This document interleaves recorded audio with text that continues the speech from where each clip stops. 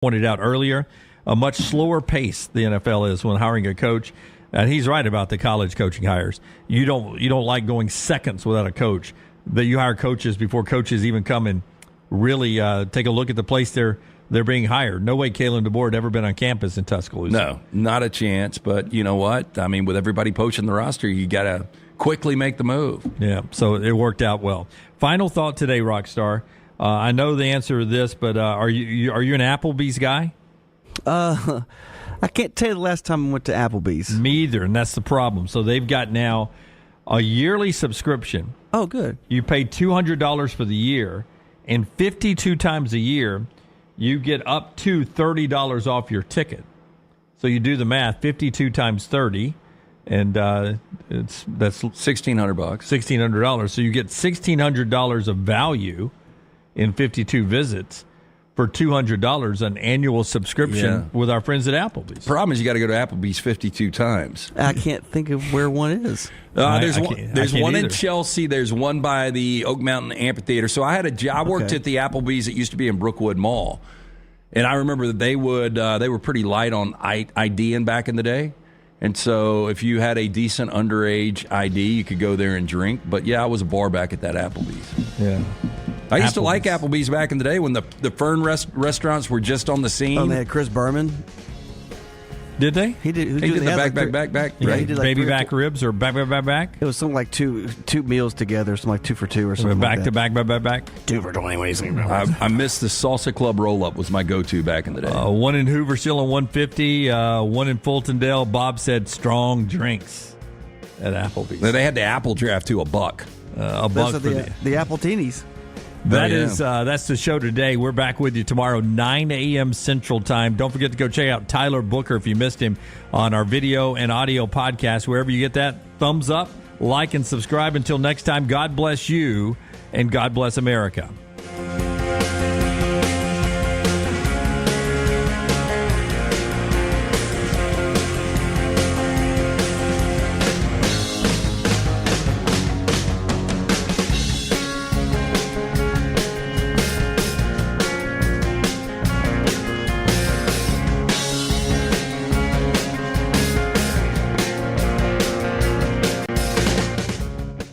Next Round Live on Twitter, Instagram, Facebook, and YouTube. The social media team at Next Round Live will share the latest interviews and videos from UAB, Alabama, Auburn, and campuses all over the college landscape. You'll also get the latest highlights and news from the Next Round Live Daily Show. Jim, Lance, and Ryan will share their thoughts, and remember, you can always see the old shows on the Next Round Live YouTube channel. Subscribe, like, and don't forget to comment. Turn on the notifications so you don't miss a thing.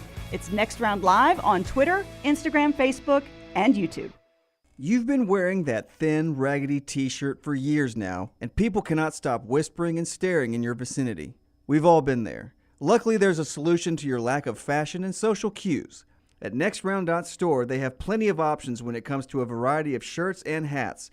Once you start putting that Next Round gear on, be prepared to make new lifelong friends and hundreds of unforgettable conversations. Hope you like random high fives in the street, because that's what you're getting after visiting NextRound.store. Follow Next Round Live on Twitter, Instagram, Facebook, and YouTube. The social media team at Next Round Live will share the latest interviews and videos from UAB, Alabama, Auburn, and campuses all over the college landscape. You'll also get the latest highlights and news from the Next Round Live Daily Show. Jim, Lance, and Ryan will share their thoughts, and remember, you can always see the old shows on the Next Round Live YouTube channel. Subscribe, like, and don't forget to comment. Turn on the notifications so you don't miss a thing. It's Next Round Live on Twitter, Instagram, Facebook, and YouTube. Make sure to start your day at nextroundlive.com. Get caught up on the latest podcasts and videos from the Live Daily Show, plus specialty shows such as the Mystery Fifth Hour. You can also learn more about the whole staff at Double Down Media, find all of our social media feeds, see the latest videos from our YouTube channel and gaming channel, plus find other ways to consume the show like the Next Round mobile app, which you can download direct from the site via your iOS and Android device.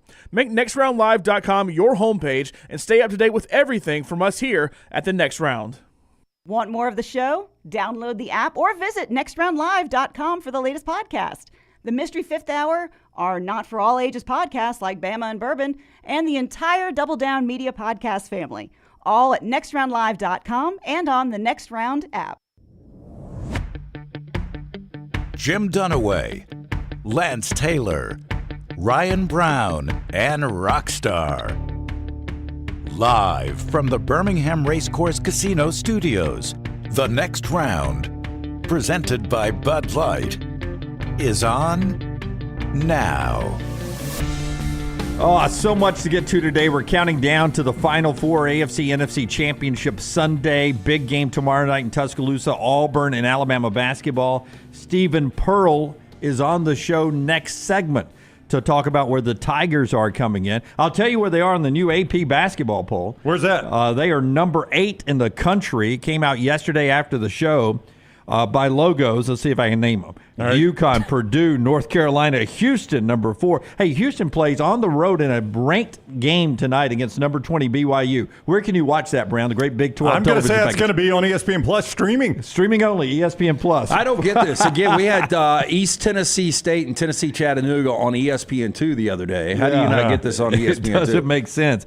Tennessee with the win over the mighty Crimson Tide up to number 5. Kentucky is number 6 now that they've got Vladimir Yusevic in the game.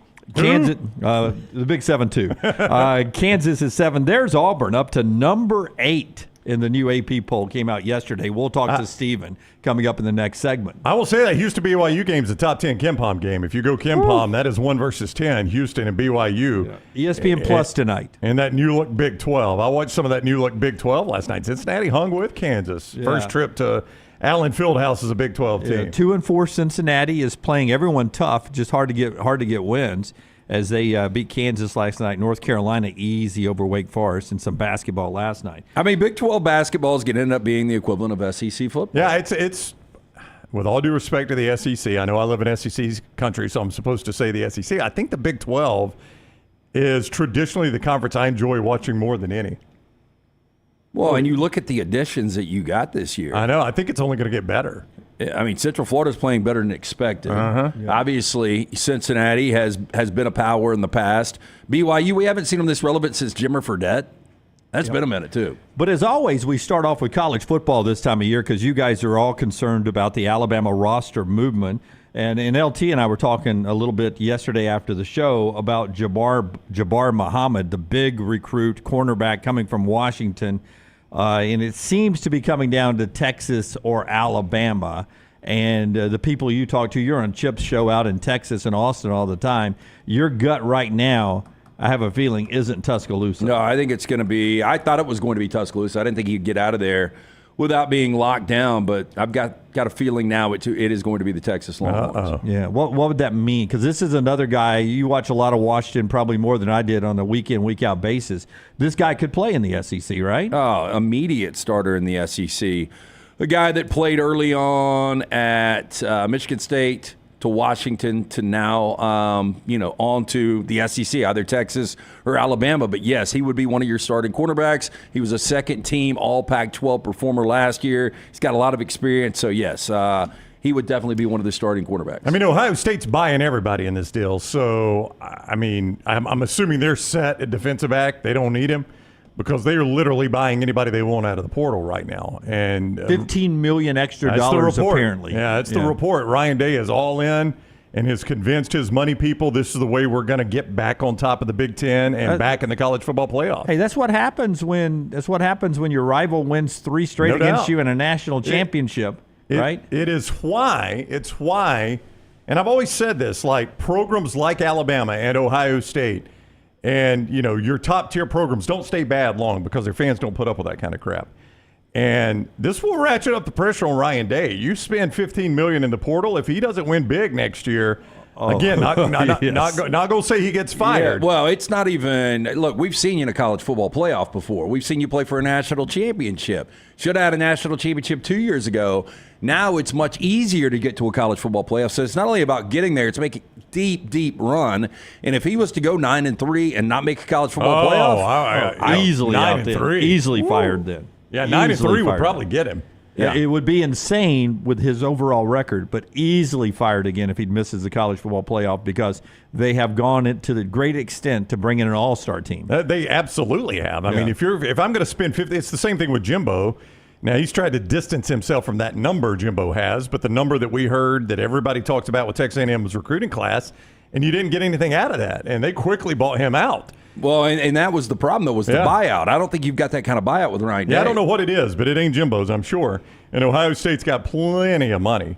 He's got to catch a break, though, because I think Michigan's probably about to lose their coach and may take a small step back.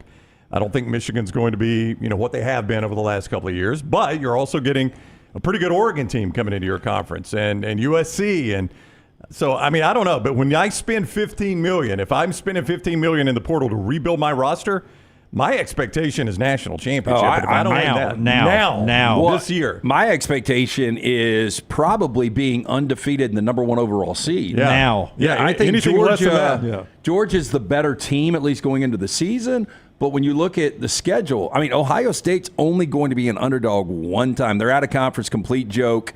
They have road games at Michigan State. That seems like a layup. At Oregon, which is the one game they're probably a slight dog. At Penn State, at Northwestern. And the only other difficult game they've got is at home against Michigan.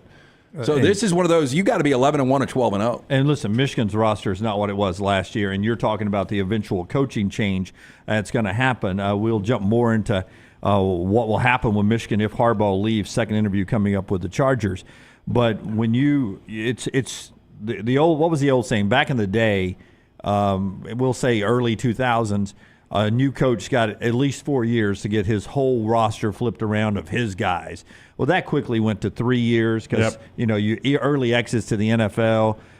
Some cases it dropped down to 2 years. If you weren't moving in a good direction, you got fired quickly. In this day and age, it's a year-by-year basis on building a roster. And when you have done what Ohio State has done this offseason, from Quinshawn to Caleb Downs and everyone in between, it is a this year situation, and I know his record is unbelievable. There's Ohio State in the portal. Forrester has that ready to go for us.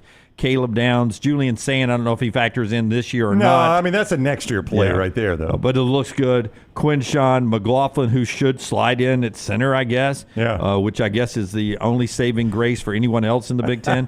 Will Howard, and then a kid I don't know from Ohio who's probably a pretty good tight end. But I said this yesterday, Brown. Caleb Downs, your number 1 overall portal guy. Okay. Julian Sand, your number 1 portal quarterback? No, not portal quarterback. I think it was. Well, maybe it was a portal quarterback. I don't know. Would he have been in front of Will Howard? Yeah, Will Howard was the number 6 portal quarterback. Quinshawn was the number 1 portal running back. That's right.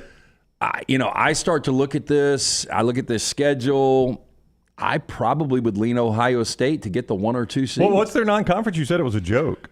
Akron, Western Michigan, and Marshall. How are they playing that non-conference now? With the 12-team playoff, that is a joke of a non-conference. Because they got caught. They got caught with. Did they have to drop a game that they already had scheduled because of a Big Ten expansion or something? It feels like because of the expanded contract, they had to drop somebody. Like they were supposed to play home and home with. Okay. God, for some reason, I think their home and home was with Oregon. So I think now it's a conference. Yeah, that could be. Because it's the same thing. I'm looking at next year. They start with Texas. So there was something that they had this year that didn't work out or whatever. Yeah, Troy's right. Judkins and Henderson in the backfield. If you keep those guys healthy, completely ridiculous. I think Will Howard is a good enough quarterback with a ton of experience. He can run it a little bit. Abuka's back. Henderson's back. Yeah, I would lean. If you want to give me 4-1, I'll take Ohio State to win the national championship because a lot of people over there are saying Ryan Day will never win one. Very unlikable guy, but this talent is overwhelming. LT has gone prop bets on the stakes lately. He's killing. He's hitting me over the head. Well, I'm going to tell you, LT's hot right now. Yeah, he had Sabin retiring and Caleb Downs, which was against the grain, going to Ohio State. Yeah, and he had Kalen DeBoer. It's his favorite number 1 pick at Alabama. That's a good point. Yeah, I got a little intel on him. Him hitting me over the head with Caleb Downs 4-1. He had a little insider information. Did you really? Yeah. Because you were a little on an island on that one. Yeah, a little bit, but it was just one little thing that was told to me, and the timing of the whole thing just didn't make sense to me. Yeah. I would have bet left digit that he would end up at Caleb. Even if you would have heard that, you would have heard that, you still would have. I just thought. I don't understand. Show being brought to you today by our friends at Odie's. Tell us about Odie's, and I'll tell you 2 things I don't understand. Only 2. Tomorrow night, Odie's Tavern. We're going to be out there, the Crestline location. Odie's Team Trivia do it every single Wednesday night, but 2 locations now. The newest in Edgewood. You can enjoy incredible food from Rodney Davis at both locations. That chili, corn dogs, great sandwiches like the Diablo sandwich, award-winning wings. Stop in, see Will Haver. 2 great locations, the original and Crestline, and now Edgewood, right there on the corner of Broadway and Oxmoor. Yeah, just to clean it up, you were saying you get 4-1 with Ohio State. I get the field with 1. You get Ohio State 4, right? Yeah. Why would you not take that? I think Ohio State is like 8-1 right was now. a head shake. No, you're not doing that. Well, I'm just saying a 4-1 is a lot, but I get everyone else in college football. You get Georgia. And this would be Ryan Day's first ever national championship with a Kansas State transfer quarterback. Dude, Caleb Downs is good. They've got their 2 defensive ends back that both could have gone to the NFL. They've got unbelievable receiver in Ibuka and the number 1 receiving recruit in America back. The offensive line, I don't think, lost anybody. It was already pretty good. Their weakest point is Will Howard at quarterback. I don't know that I disagree with that. I don't know. I mean, I think he's good. I think he's perfect. Yeah, for I'm not saying he's bad, but he could be their weakest point and still be a good quarterback. That's right. It's like that's how good their roster is. It's like the Major League Baseball starting lineup in the All-Star game. Yeah. You look at somebody who's fantastic and say, that's probably the weakest link right there. He's only hitting 320. I will say, if Ryan Day's kicker hits 1 field goal, the narrative on him is completely different.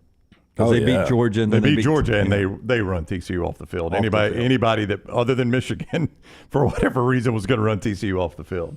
So the narrative is completely different on him if his kicker makes 1 kick. That is kind of funny how narratives work, right? But it's on him because he got conservative and he left it in the kicker's hand. I think it was right at a 50-yard field goal. Yeah, he did. No, there's no doubt. But if the kicker hits it, you're like, okay, well, he was smart to play it that way and trust his kicker. By the way, the narrative's different if Sean McDermott and or Marv Levy's kicker makes a field goal. If Scott Norwood makes 1 field goal, yes, the Bills are a different franchise forever, probably. Forever. Because I think they would have won multiple Super Bowls. I think it got in their head. No, I think it got in their head a little bit. I think the first year was obviously their best year when they had the opportunity with Norwood, but after that, they got their doors blown off. They did, but I think some of that had to be the mental block they ran into. Those Cowboy teams were good. Oh, yeah. They were really good, but don't you remember? Washington team was really good in 91. Don't you remember, I don't remember which order it was in, but there was that one they played, I think, at the Georgia Dome against the Cowboys that they actually led at the half, and then Dallas blew them out in the second half. If memory serves, it's been a minute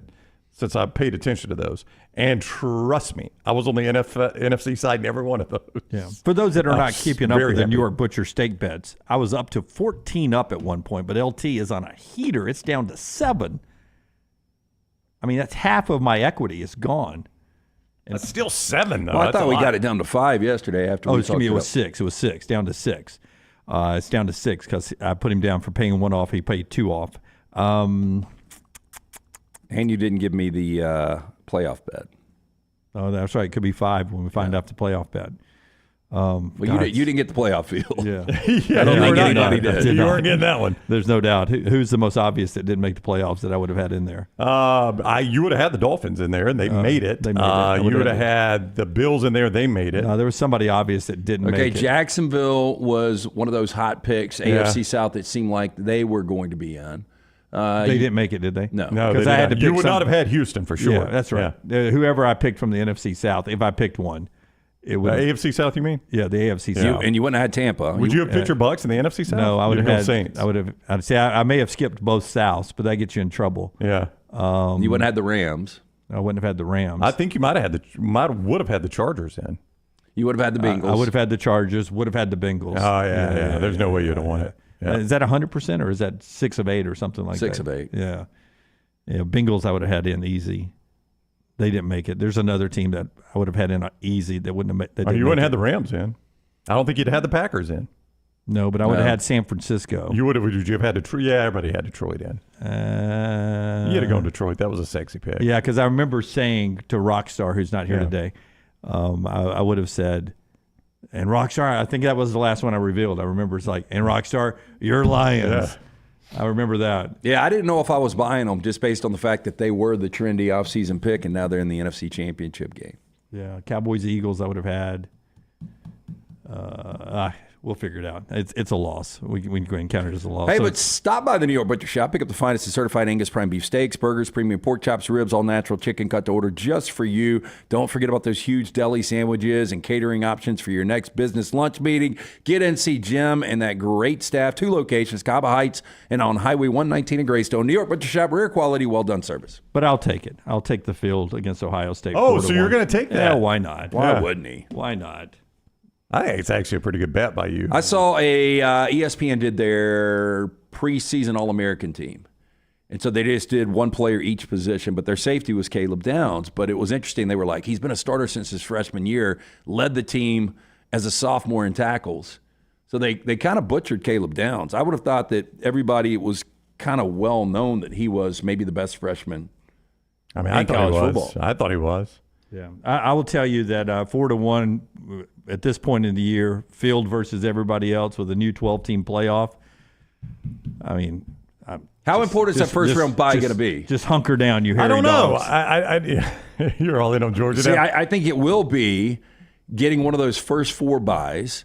And I really believe when you look at their schedule, they're going to be favored by 14+ in 9 of their 12 games. You know, there's always this discussion, rest versus rust. And in the NFL this year, it has not mattered. Baltimore and San Francisco both won their games. Now, San Francisco, it was a tight win. Yeah. But they won. Well, look, they played a red-hot Green Bay team. They did. They did seem a little off offensively. Yep. Debo goes out at the halftime. We don't know if he's going to be back this weekend or not. And I felt like Baltimore looked a little rusty in the first half, but they were terrific in the second half. Yeah, so good. But during San Francisco-Miami, there was one point I went, "Hey, Maggie, pour me a bourbon. We're about to beat Detroit and have to go home to beat Green Bay to go to the Super Bowl." It didn't work out that way. Neither one. So 4-1, we're in on that. Thank you guys for thinking I'm going to win it. Fight on. Everyone over in the chat room. Fight on. You got them, too. You got USC. I got everybody. Look at Brett. That's a great bet to take, Jim. Good job. Yeah, thank you. It is until it's not. Maverick Hammerfist winning. Attaboy Greg. Let's go. Let's get me back up to 14. Down to 5. I don't even know if I have the bank account to pay them off anymore. It meets a high price point these days. The 2 things I don't understand before we get to Stephen Pearl talking basketball in the next segment. One of them is I don't understand T-Rob, Travaris Robinson. Okay. Right? It comes out his reported salary at Georgia is $1.3 million. Now, listen, I would take $1.3 million today, but you leave Alabama – where they wanted you, the new coaching staff wanted you. They came back, they circled back around to you, and you know that the salary that they were offering was going to be more than $1.3 million to keep you. $1.3 million is what you get, and you look across the table as co-defensive coordinator at the snotty-nosed kid who never played football and worked his way up in the Alabama system under Sabin and Kirby Smart, and he's Kirby's boy, and he's making $1.9 million, and I took this job at $1.3 million. I don't understand what the hell T-Rob's doing to be part of a chorus of defensive coordinators over there, one of 4 voices, when he could have been the man in Tuscaloosa. I don't know what he was doing. Yeah, sometimes you got to swallow your pride. You know, this might have been feelings get a little hurt because he wasn't the man after Kevin Steele retired and felt like immediately I should be promoted to defensive coordinator. You got to get past that. If, in fact, that was the reason, that seems like one of the only reasons it could be, though. But it might have I know familiarity with the, Yeah, and it might have just been, I don't know who's going to get the Alabama job. I don't know that I want to be on the staff that follows Sabin. And I'm going to take the best known thing in the conference. And that is the most known thing in the conference. Kirby Smart's been a very consistent product as a college football head coach. I mean, if you want the given, Georgia's more of a given than Alabama. Now, I don't think Alabama's fallen off. Don't hear me wrong. But Georgia is a more solid given than Alabama. Okay, right but now. if Georgia goes, 16-0 this year, and they win another national championship, is Travaris Robinson going to be the guy that's going to get all the credit? I don't think he will. If you look at the other side of this, Kalen DeBoer is coming in known as an offensive guy. If T-Rob is your defensive coordinator in Tuscaloosa and they've got a dominant defense to go along with what you expect is going to be a really good offense, then people start to look at him and he gets all the credit for that. And Caleb Downs, the other thing before we get to Stephen Pearl, is from Georgia. I'm right about this, right? He is. What happened in his life that made him dislike Georgia so much? Because in the recruiting process, you ever met a Georgia fan? Yeah, coming down. What's the song? What's that coming down the track? Yeah, and McAfee sang it. McAfee seems like he'd be a perfect Georgia fan. Yeah. I would agree. He fit in with Yeah, it. loud, obnoxious. Schumann could be on the way to the pros. Eagles interviewing him again. Possible 33-year-old jump to the Philadelphia Eagles. Good for him if that's Tommy Reese heading to the Cleveland Browns. Yeah, so that's all interesting. We'll get to all of that coming up. But what happened to Caleb Downs growing up to where he said, "Man, I'm going to play with Nick Sabin," and then when I hit the portal, my coach goes to Georgia.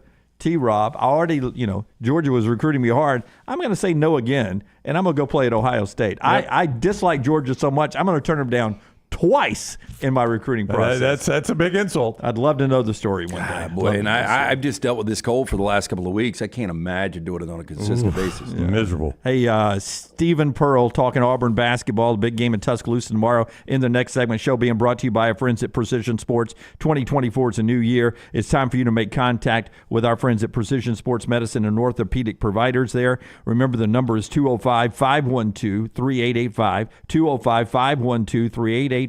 Or go to their website, precisionsportsortho.com/2024. Listen, tweak your shoulder, whether you're playing pickleball, pickup basketball, or just playing with the kids. Maybe it's a knee, it's a back, whatever it is, they can get you back on track with your life. Orthopedic care, better together. Find your provider today, 205-512-3885. Don't live in pain. Check these guys out. precisionsportsortho.com/2024. Back in a moment on TNR. Follow Rockstar on Twitter @RockstarBHM. There are so many things I love about walk-ons. Authentic, mouth-watering Louisiana cuisine, prepared fresh, daily from scratch. A great beer selection and TVs everywhere to watch the big game every day of the week. And of course, they've got two great locations on Highway 280 and 119 and at Hoover near the Hoover Met. Walk-ons is also a great place for happy hour, 2 to 6 Monday through Friday with $5 moonshine swirls, $5 house pours, and half-price appetizers. And it's an easy take-home experience for the family as well. Highway 280 and Hoover with walk-ons. When it comes to great clothing, I love comfortable clothing that I can also wear to the golf course or anywhere I go. I get that from Roback. Ryan Brown here for the next round. Whether it is the softest hoodies you'll ever find, they're great quarter zips, the polos, the pants, the crew necks, you can get them all at Roback.com, and we're helping you save. Your first order at Roback.com can get a 20% discount when you use code TNR20.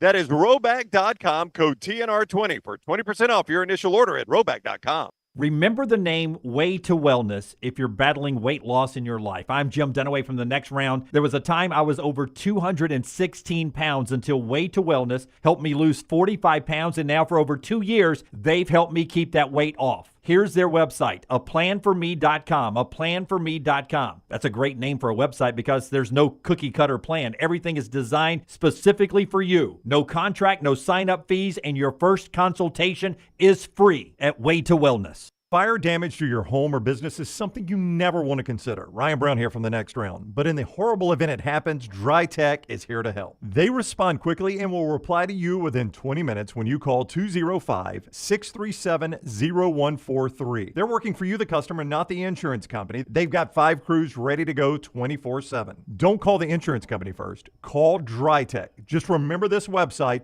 mydrytech.com. That is mydrytech.com. If renting is putting a dent in your bank account, here's your sign from the universe that it's time to buy a new home. And who better to help you through the ins and outs of home buying than our friends at Mortgage Right. With Mortgage Right, you don't have to worry about becoming a short notice mortgage expert because they do all the heavy lifting for you. They're trusted mortgage professionals, and they'll help you choose the right mortgage option and stand by your side every step of the way. Visit mortgageright.com/TNR to buy before renting runs you dry. That's mortgageright.com/TNR. NMLS 2239, Equal Housing Lender. When it comes to great clothing, I love comfortable clothing that I can also wear to the golf course or anywhere I go. I get that from Roback. Ryan Brown here for the next round. Whether it is the softest hoodies you'll ever find, they're great quarter zips, the polos, the pants, the crew necks, you can get them all at Roback.com, and we're helping you save. Your first order at Roback.com can get a 20% discount when you use code TNR20. That is Roback.com, code TNR20 for 20% off your initial order at Roback.com.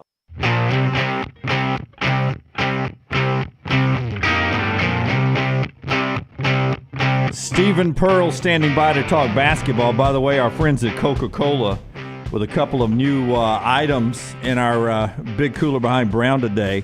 Perfect with golfing season coming up, or if you're getting a good workout in, which I'm about to start. Yeah. Body Armor Zero Sugar right here. A couple of flavors, fruit punch and lime, zero sugar body armor. Big fan of the original body armor, but it's good. But this is my favorite thing they tell me about. Body Armor Flash IV, perfect for golf when it's 162 degrees outside. Just everything your body needs with all the electrolytes, all that is going on. Well, you got to hydrate your muscles, man. I mean, the weight lifting you're doing right now, the weight training. You got to refuel them, man. Wipe you out. Stephen Pearl is with us, the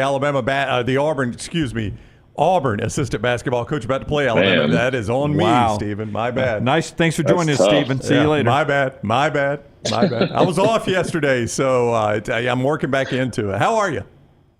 Doing well. How you guys doing? Doing great. You do have Alabama next. That's what I was getting at when I stumbled over my words there. And that is always fun. I mean, I enjoy it when you guys are in Tuscaloosa, when the Tide comes to Neville Arena. It is a fun atmosphere.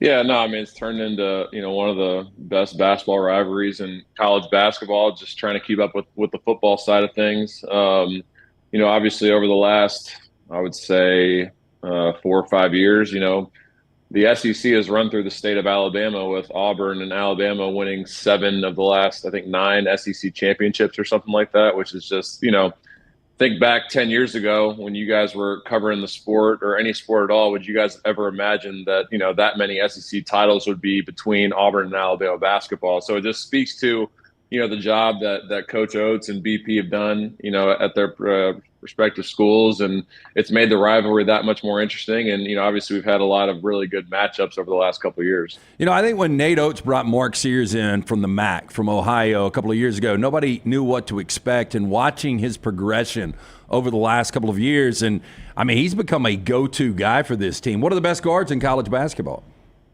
Yeah, no doubt. I mean, he's obviously an elite scorer, and can do it from multiple levels. He's shooting like 47% from 3 this year. His offensive efficiency numbers are just off the charts. And as a guard, to be, one of the top 10 most efficient offensive players in the country at his size, playing in the SEC, speaks tremendous volumes. He shoots 58% from 2 as a 6'1" guard. So he does a lot of good things, doesn't turn the ball over at a crazy high rate with how much he has the ball in his hands. So he does a really good job, and he's obviously a really important piece for him, and he's obviously a focal point of a lot of team scouting reports, and he's the guy that you have to shut down if you want to have a chance at winning the game. When you watch them on tape and you guys are breaking down the scout, how do they look different without Bediako back there? Bediako, who passed on a year to go on and go to the pros or try to go to the pros. Without him back there by the rim, how are they different this year? Yeah, I mean, it's when you don't have a rim protector like that. Like last year, they were number 1 in the country in 2-point defensive field goal percentage. This year, they're 144th. So that's your answer right there. If he wasn't blocking a shot, he was altering a shot. He had the Walker Kessler type effect when he was in the paint. Like you knew when you were going in there that if it wasn't going to get blocked, it was going to get contested and would alter your shot. So it's obviously a huge piece that's missing for them, but they're playing better defense in SEC play, so they figured a few things out. But Bediako not being back there is obviously a huge piece that's missing on the defensive side of things. Stephen Pearl is with us, the Auburn assistant coach, with us each week on the JohnstonRVCenter.com hotline, and we appreciate him joining us each week. As Brown tries to dig out that opening hole. Stephen, one of the best. Yeah, no kidding. Golly. One of the best in the business, and his insight is endless, really, in basketball. And I always try to impress you by looking at some sort of analytical stat before you come on so I can throw it out like I know what the crap I'm talking about. Auburn is the second best team in the country in first half basketball. Only Purdue is better. Why do you think that is? Yeah, I mean, I think a lot of it has to go back to our depth. That first half, we're just rotating bodies in, and we're really fresh. And, with a lot of teams that have a 7 or 8 man rotation, they're playing their starters, sometimes 16 to even 20 minutes. So those guys are pretty gassed at the end of first half. So we're really going on our runs in the last 5 to 6 minutes of each half, especially the first half. And it's obviously allowed us to extend, our leads at the end of halves.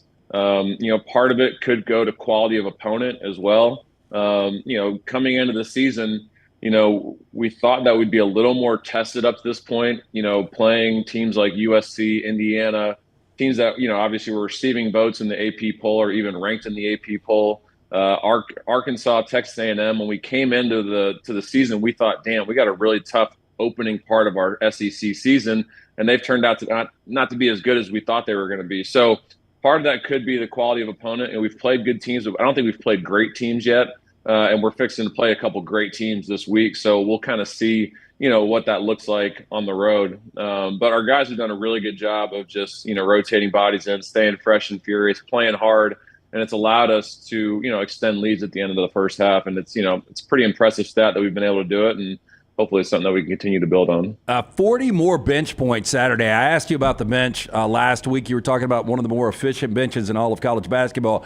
If I let you draft 5 guys off of your bench and you go against your old man and he gets the starting 5, do you think you could collect 5 together that could beat his starting 5 right now? I mean, it's tough. This group's obviously shown to be one of the best. But I mean, as far as like benches that we've had in the last 10 years, there's no bench that would compare to what we currently have right now. So they've done a really good job of just accepting their role and buying into their role, like we talked about. And it's obviously been a huge recipe for our success. And, it's something that's going to help carry us throughout the season. So it's something that we need to continue to obviously build on and continue to improve on. Could you tell that in scrimmages in the offseason? When you had 5-on-5, that you're like, dang, I don't know which team is blue and which team's orange here. Yeah, I mean, we didn't know who was going to start until like the week of our first game. Like, this is going to sound crazy, but like Chaney Johnson was beating out Jalen Williams all summer. Jalen Williams is putting up SEC Player of the Year numbers right now. If you look at his efficiency numbers as far as like his shot percentages, I'm going to find them for you really quick because they're that good. Yeah, I got 63% from the field. Yeah, his true shooting percentage is 73%, which is 6th in the country. His 2-point field goal percentage is 72%, which is 13th in the country, 1st in the SEC. Field goal, you get what I said, my point. But Chaney Johnson was beating him out this summer, so we thought Chaney may have been starting at the 4. Chad Baker is probably our best 3-man. But he's coming off the bench.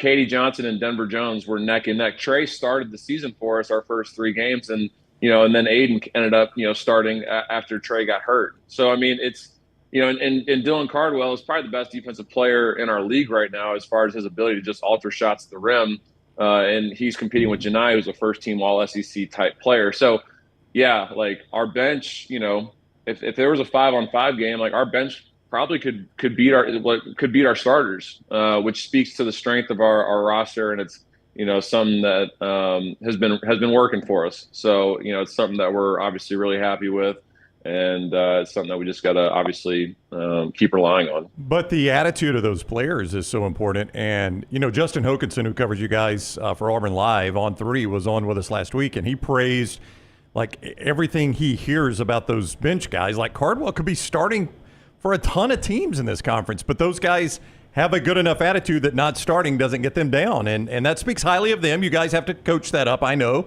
but some of that is just born in a player.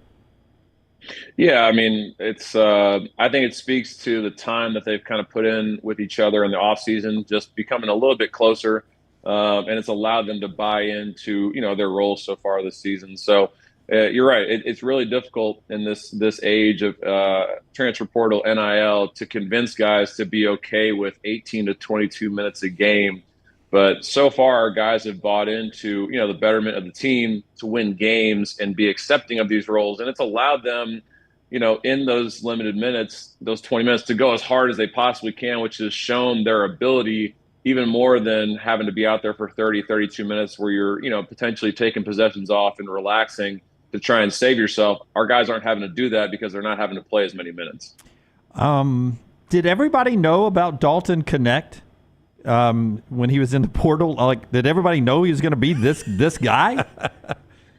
I mean, everyone saw the potential, but not like this. You know what I mean? Like, he was second team all conference in his league, which was ridiculous. But, I think the biggest knock on Dalton Connect was his if you looked at his stats against high major teams, they weren't nearly as good as they were against teams in his conference.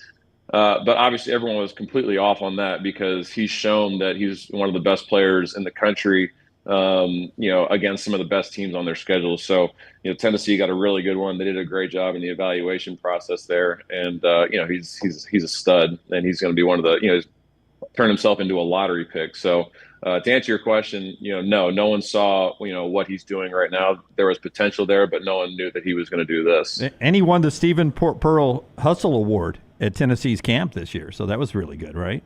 Oh, the Stephen. Yeah, I doubt Tennessee has anything named after me and anything. So, yeah. Hey, go back to we'll leave that there. After your playing days, though, in Knoxville, you started working for Stryker selling medical devices. And I think you did it for like 3 or 4 years, did you not? When came that point where you were like, this real world stuff, I got to get away from it, I'm getting into coaching? Yeah, it was, I enjoyed the first couple of years, and it was a lot of traveling and a lot of car time, a lot of windshield time by yourself. And I think it was like year 2 to 3, I was doing a lot more of I was an associate at first. So I was doing a lot more selling in my second and third year. So anytime I'd get a big sale, I would just get back into my car and be like, there's no one to celebrate with because I'm by myself in my car right now. It's I kind of missed the whole team aspect of, going through victory, going through defeat together. So I was kind of itching to get back into it. So I don't know if I think I told you guys this last year. I did a radio show in Knoxville for Tennessee Sports Radio, and it was the Stephen Pearl Show on Sunday mornings from 10 to 12. So I did radio for, once a week. And that was my way of kind of getting back into sports a little bit because I kind of burned out at the end of my college career with everything that happened at Tennessee with coach getting fired and me kind of finishing up, playing basketball for 20-some years. But year 3, I kind of got into this radio show and I kind of saw myself enjoying covering sports again. And so that was kind of when I was itching to get back into it a little bit. And then obviously coach ends up getting the call to get, to come to Auburn. He calls me and asks, will you come with me and help me build this thing? And at that point I was 26. So that was 10 years ago. And I was young enough to switch professions. And, it was kind of scratching my head after year 2 at Auburn thinking, what in the hell am I doing? But it's all kind of worked out. And, we've built something pretty special. And, we're back in the top 10 for the 5th time in 7 years, which is, pretty ridiculous when you think about, how hard it is to do that and to do it at Auburn. And, it's been an unbelievable journey. Do you remember your title sponsor on that Sunday morning radio show? Do you remember one of your sponsors? It was Jets Pizza. It was, I was doing a Sunday morning show and me and my co-host were just talking about Jets Pizza. And Ashley Middlebrooks is her name. She's from Birmingham, actually, and she owned a store in Knoxville. And she called into the show and was like, what are you guys doing right now? I own the Jets Pizza down the road. And I was like, we're just sitting here, doing – she's like, I'm bringing pizza right now. So they brought all these pizzas and cinnamon sticks and stuff. So then it was the Stephen Pearl Show brought to you by Jets Pizza. So that was my title sponsor. Now, was it all trade or did you guys get some cash out of that? Got some cash out of it, but it was a lot of trade. We did a couple shows at one of their stores, so it was mutually beneficial for both of us. So I'm a big pizza guy, so really enjoyed that one. Okay, now honestly, how good is Jets? Jets is good. It's good. It's it's more of like a deep dish style pizza. It's very filling, but it was one of my favorites when I was living in Knoxville. That's for sure. Yeah, you knew how the game was played. Throw it out on the air. See if anybody else. If you throw it out there, you never know what's going to happen. No, you do not. You do not. And 10 to 12 Sunday morning is not exactly where they put a show to flourish. So that was a big win by you. No, they don't. Yeah. That's where they put the C talent. So I realized that shortly thereafter. All right, Coach. We always appreciate the time. Look forward to seeing the game tomorrow night in Tuscaloosa. We'll see you next week.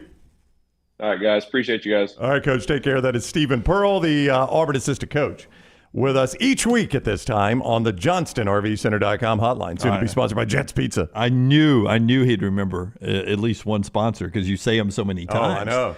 Through it all. Like our friends at Storm Restoration Roofing, Greg from Pell City.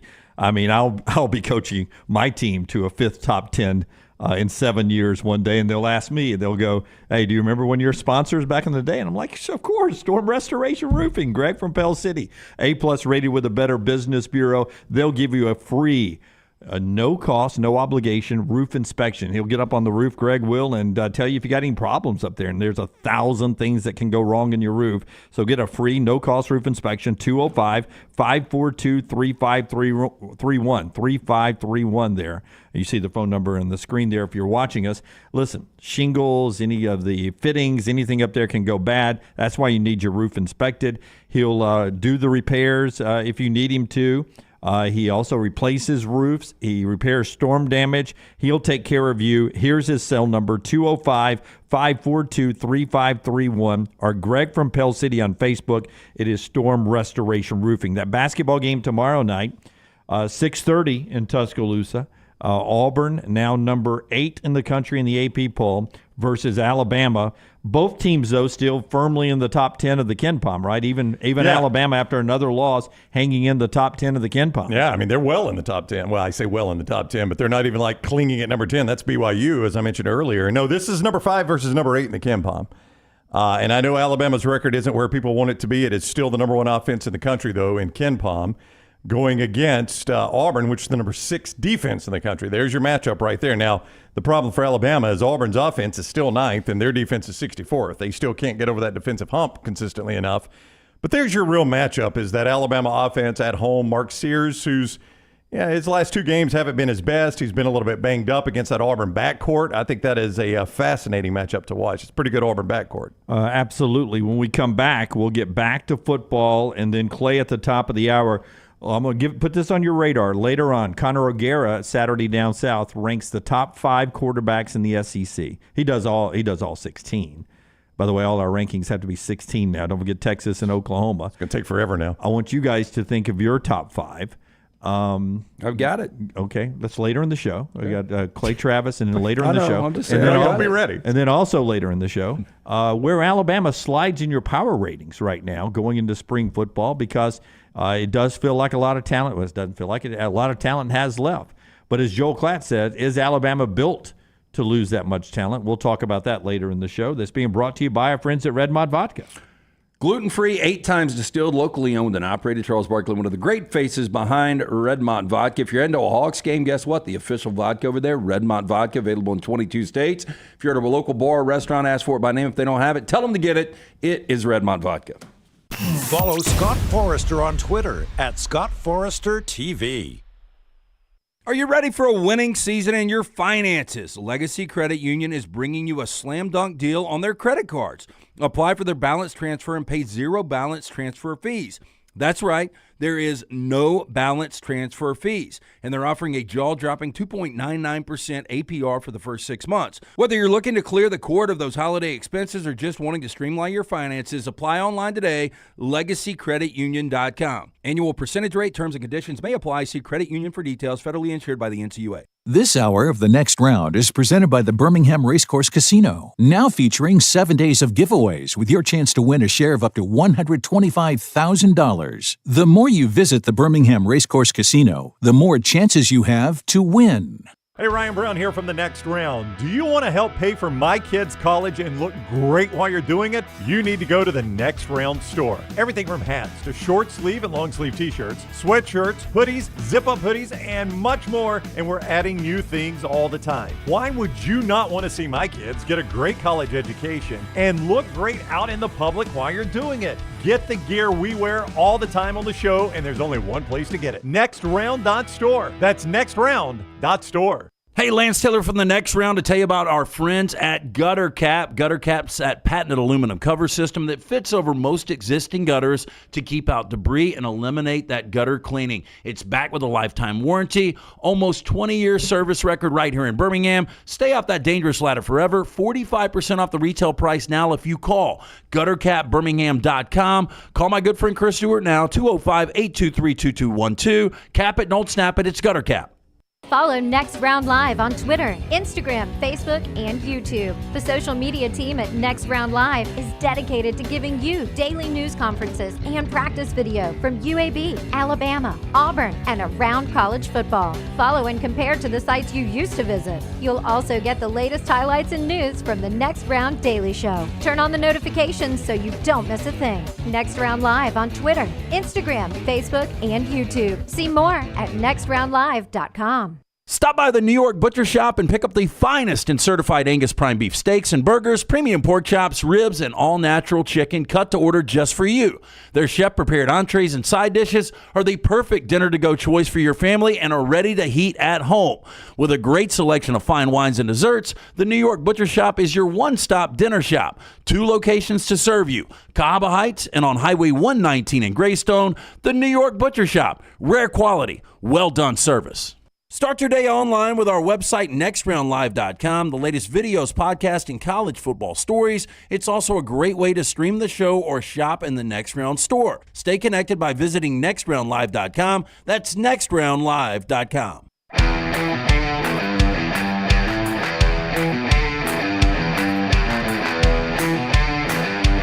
Little Woodhouse Day Spa developing news here from LSU. According to Pete Thamel, LSU is promoting their quarterbacks coach, Joe Sloan, to the role of offensive coordinator and play caller.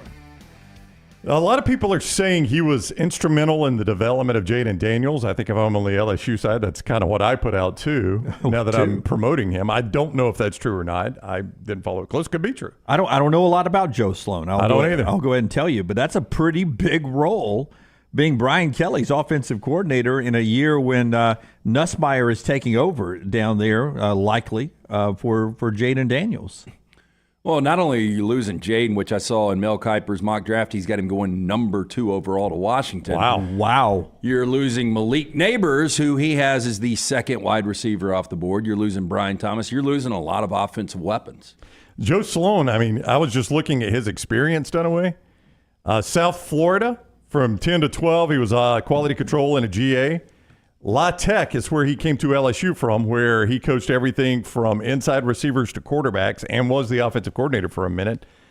And the quarterbacks coach at LSU. I mean, this is a guy that does not have a ton of success either. It's not like he's been on a bunch of staffs. He's called a bunch of plays. I mean, he calls the plays, it appears, at La Tech, and that's about it. Yeah, so it seems to be, for that position, a little inexperienced. But we talked about Tommy Rees. He didn't have a ton of experience either, at least some at Notre Dame. Tommy Rees on his way, it looks like, to the Cleveland Browns. But I will say, nobody, I'll stick with it. Nobody in America leaned on their offensive coordinator last year more than LSU. Oh, look, they had to. The only way they would win games is outscore opponents. And I imagine with their defensive coordinator hire, which garnered a lot of praise, they're going to get a little bit better defensively, but I don't know that they can go from 0 to 60 like that. I mean, I think Joe Sloan's still going to have some pressure on him calling plays. Interesting year for LSU. It really is. And, we'll get into that wherever we slot teams in our power ratings, but usually you don't make it out of a top 5 and not have LSU in there. It'll be interesting to see where people have LSU when we get later on to that. I got to ask about, Tommy Rees, because I sent out collateral damage for a coaching change. Tommy Rees was 31, up and coming, left Notre Dame to become Alabama OC, moving up the ladder. And people are like, collateral damage. He's got an NFL job. He's going to be a tight ends coach at the NFL. And that's, I didn't respond to all of them, but I wanted to first say, first of all, probably about a 50% pay cut. Wouldn't you guess? Oh, yeah. tight end coach in the NFL compared to OC at Alabama? I would say a tight ends coach is probably making $750,000 to $800,000. Yeah, $750 is exactly what I told Little T when I was talking to her about it. And he was at Bama making 1.5, 1.2 probably, 1.3, something like that. Yeah, that's a pretty significant drop. Yeah, so I can still piece it together. I think in Cleveland on $750,000 though. Yeah, look, Kevin Stefanski is his offense. He's going to be a tight ends coach. Look, he's got a job. He's still young. But the higher profile job, even though it's the NFL, is being the offensive coordinator for a premier school like Alabama. That's right, because tight end coach, he's going to be part of the passing game planning and all that, but he's not calling plays, so that is a big difference.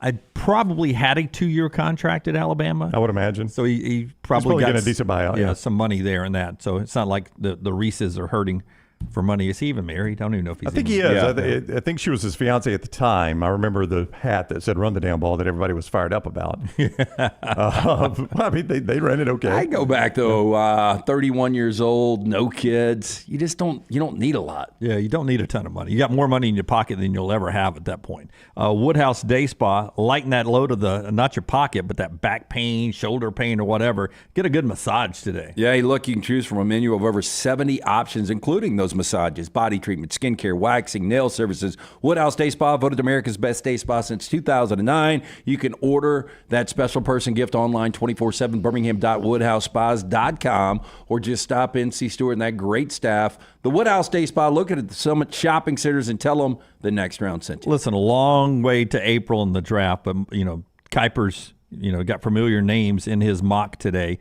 Caleb Williams first overall, Jaden Daniels second overall to Washington. Those are the two. Do you think Jaden Daniels stays there as a top 2 pick? If I was Washington, Sam Howell is a guy that was better than advertised. I didn't expect much coming out of North Carolina, but he did lead the league in interceptions, turning it over way too much. You've got to get a franchise quarterback. He's not going to be the guy. I think there are 2 franchise quarterbacks in this draft, and I think they're who Kuiper have got 1 and 2 right now, and Caleb Williams, and I think Jaden Daniels will be a franchise quarterback. Drake May projected 3rd overall to the Patriots. Boy, if I'm a Patriots fan, that feels like it's the same gamble I took with Mac Jones.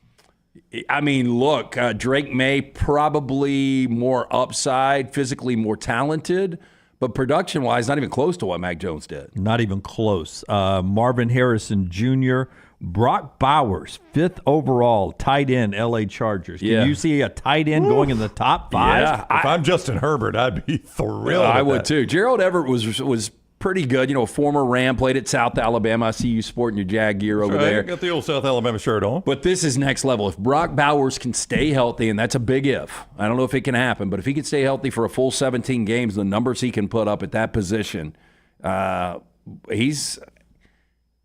think coming out of college, he's the most talented tight end I've ever seen. Yeah. Is that fair?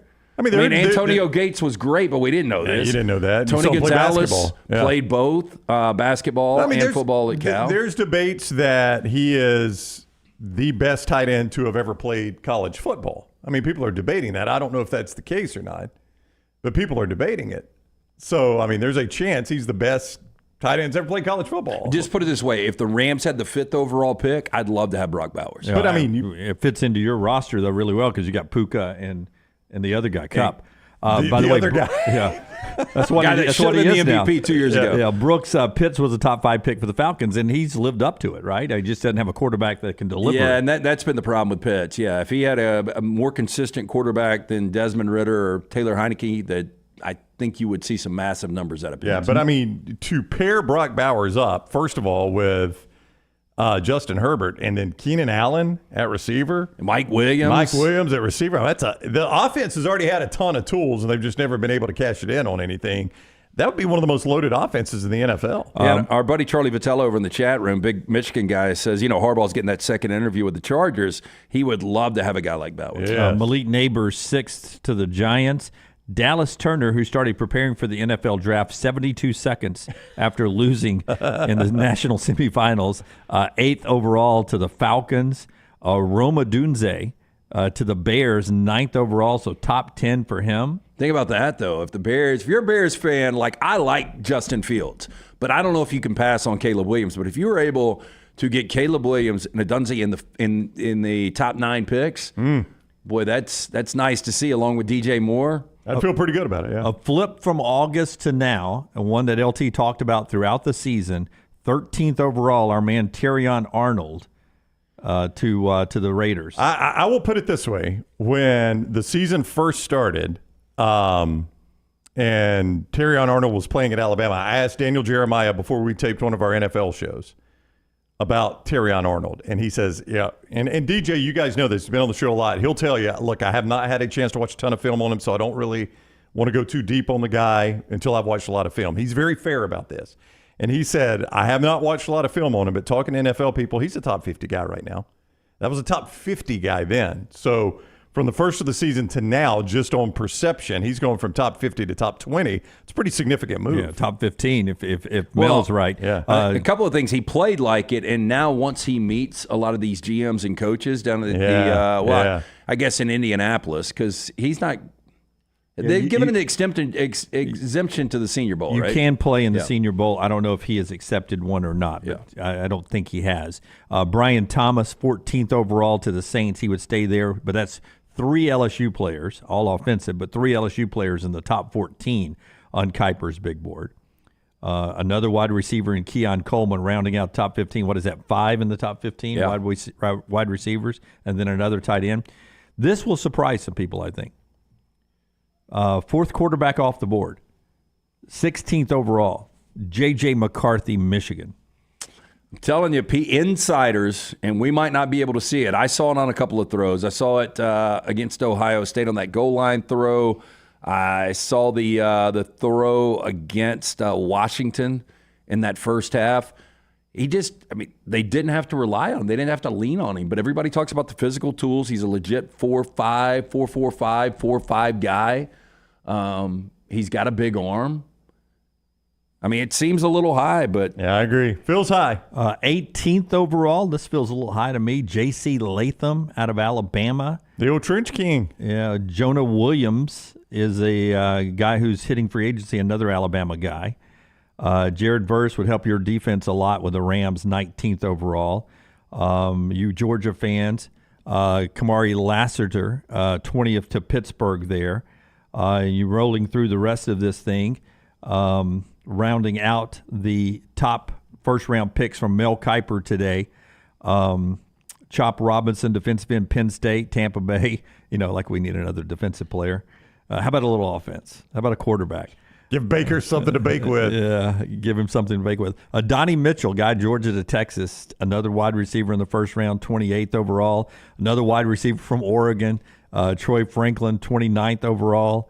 And I was just checking to see in the first round if you got another quarterback, and you do not. So, you know what? If you're good, you can draft a receiver in the 5th round and have a 1,000-yard guy and 100 receptions in Puka, right? Yeah, you got to have the right guy that can got to have evaluate that talent. Got to have the right guy. Mel Kiper, you can read all the picks and everything, ESPN.com. Clay Travis in the next segment. And then we go back to college football because we have some Heisman odds out today, the latest Heisman's odds, and that'll get us into Conor O'Gara's conversation about where you slot some of these quarterbacks coming back in the SEC, particular Jalen Milroe.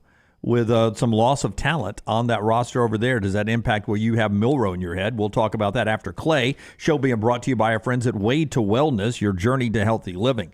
Leslie and her board-certified team over there will help you jumpstart your weight loss in 2024. But how about this? Maybe you are getting a little older and you're starting to develop a little cholesterol number that's not making the doctor too happy. One good way to control cholesterol, your diet. Same with some blood pressure issues and other things in your life that can be changed with just the way you consume food. Leslie will design a plan specifically for you, whatever your goals are. No cookie cutter plan at Way to Wellness. Here's how you get more details. You go to the website, aplanforme.com, aplanforme.com. You'll find out there's no contracts, no sign-up fees, and your first consultation is free because you're part of the Next Round family. So no contracts, no sign-up fee, and your consultation's free. Find out what Leslie and her board-certified team can do for you. They got a lot of things I never talk about on here, whether it's vitamins and some other ways to help you with your weight loss or a healthy living. Get all the details that you may need in your life. Planforme.com. It's Way to Wellness, your journey to healthy living. Unlocked. With Fox Sports' Brock Heward and Lance Taylor weekly at Disrupt the Media on YouTube and wherever you get your podcasts.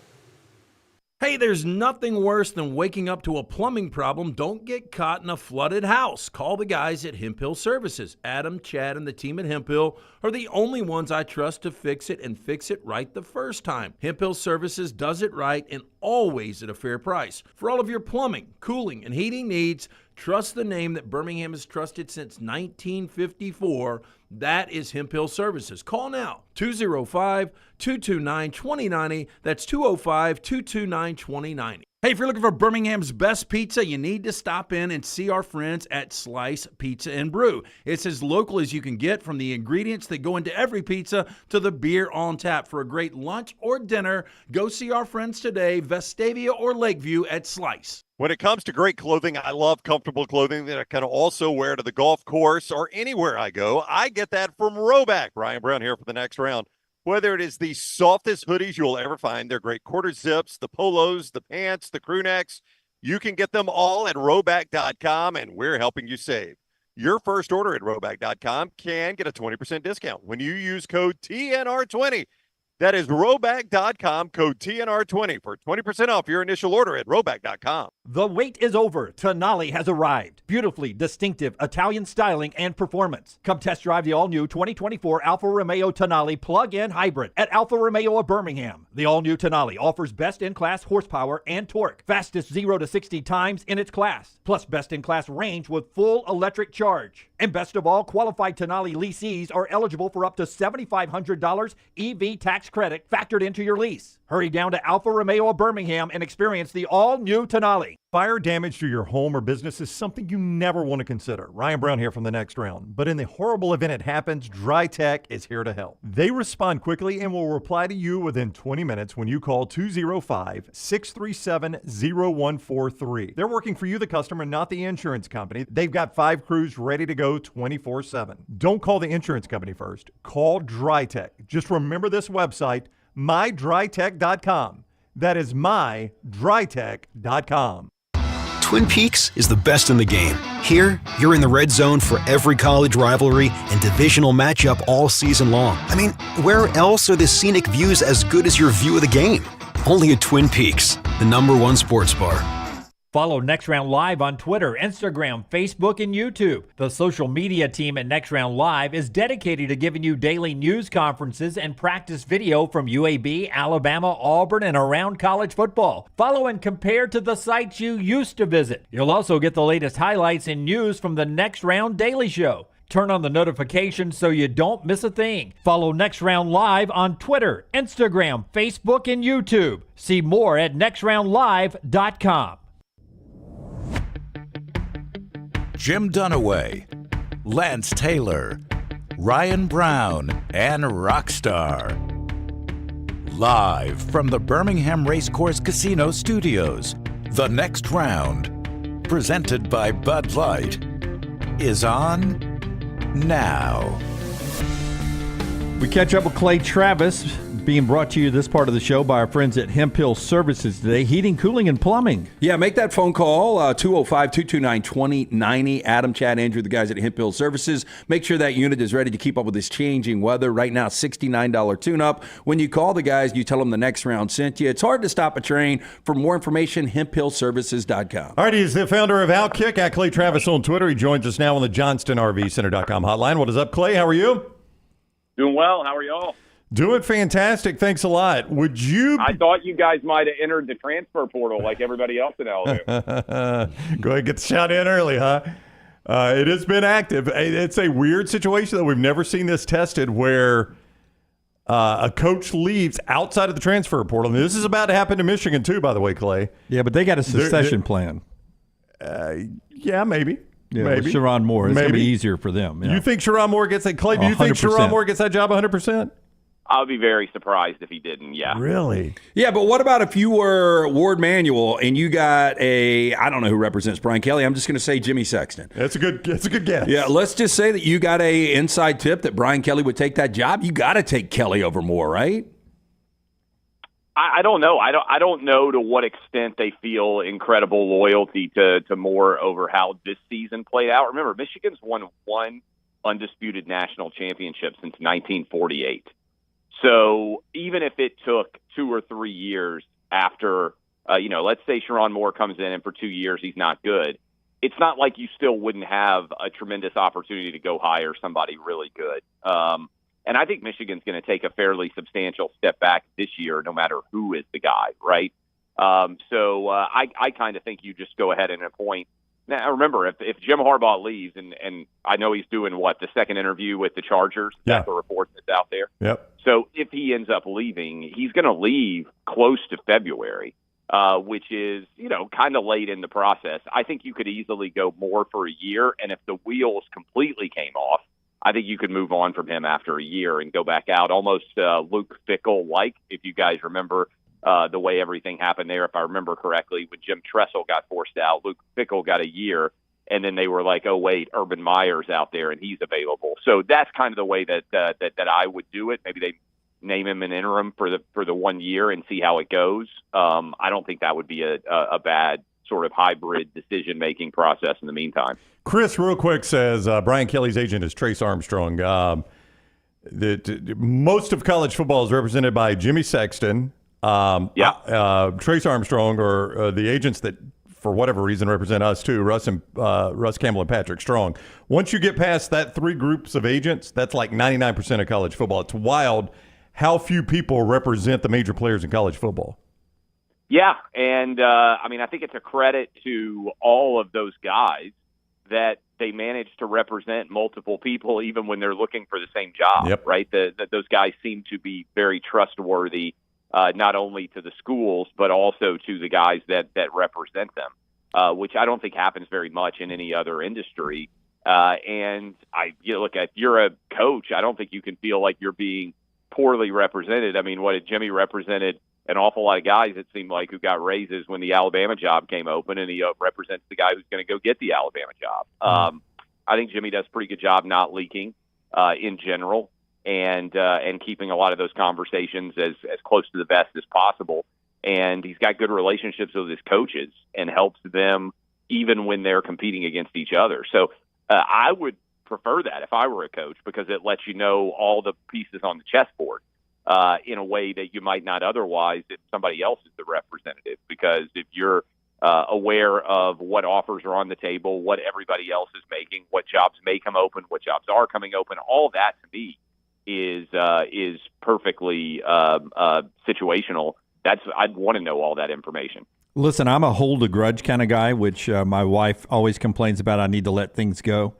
But I've had Alabama people either on social media or in person tell me, we got to change these rules. We got to change these rules. And I'm always back to them, Clay, and I'd love your thoughts on this. I'm like, absolutely not. At this point, you do not want the rules changed. You have suffered through these rules. You want these rules to stay exactly the same over the next 3 or 4 years so that when other coaches leave, they have to suffer the same penalties on the roster that you've gone through. The last group of people that should want rule changes right now should be Alabama fans. Am I wrong about that? Well, I think it depends on whether you're thinking about the next 3 or 4 years or the next 20. And over the next 20, I think things tend to even themselves out. I'm waiting for a bloodletting. I'm thinking the next 3 years. Yeah. No, I think that the situation that exists now is untenable. And what I mean by that is you can't have different state laws. I'll give you an example. Missouri passed a law, and I think a lot of other states are going to do the same, that says if you sign with a state, I don't know if you guys have ever talked about this, but if you sign with a state institution, which is basically Mizzou, you can start getting paid while you're in high school. But if you sign with any other school, you can't get paid until after you graduate. I mean, look, I don't begrudge a state for making that decision, right? But as a result, Missouri was able to get a 5-star defensive lineman that never would have gone there, I don't think, otherwise. And so you're going to see all these different states, and now other states are going to copy that because their coaches are going to come and say, hey, look at what Mizzou got, because they have an advantage for homegrown talent. You can make your guys way more money if they stay home, right? And so all these different laws get passed, and it becomes very difficult. And the NCAA sniffs around and decides occasionally to just throw the book at a Florida State, or we'll see what happens with Florida and the Jaden Rashada situation. There needs to be what the overall solution is. All of these college football players, probably college basketball too, but for men's, but certainly college football, everybody needs to have the same salary cap. And these guys need to become employees, and everybody needs to make basically the same across the board, whether, you go to Michigan or you go to Ohio State or you go to Alabama or you go to Tennessee or Florida or Texas or Texas A&M, whatever else. The big schools need to all be providing the same relative overall money. Now, if somebody decides, hey, we think the quarterback position is worth more than somebody else, like that becomes more complicated, and that becomes a roster management issue, not uncommon to what happens in the NFL. But to me, that needs to happen. I also think you should only get one transfer, and I think you should only be able to transfer maybe after your sophomore year, after you complete at least 2 years of eligibility somewhere. I think this idea of you could go play for 4 different schools in 4 different years or 5 different schools in 5 different years, that's fundamentally broken. So I actually think the issue now is not as much with kids signing out of high school as it is with everybody entering the transfer portal and being able to transfer as much as they want all over the place. So I think that has to be rectified in some way. In order for the competition to be as good as possible. Now, I also think this is why Nick Saban left, because I think he's a smart guy, and he saw how all of this was coming down the pike. And I think what you're also going to see is talent is getting distributed more evenly. I was looking at the number of schools that signed. You guys may have that data in front of you right now. The number of schools that signed a consensus 5-star in the On3 composite index of all the recruiting ranking.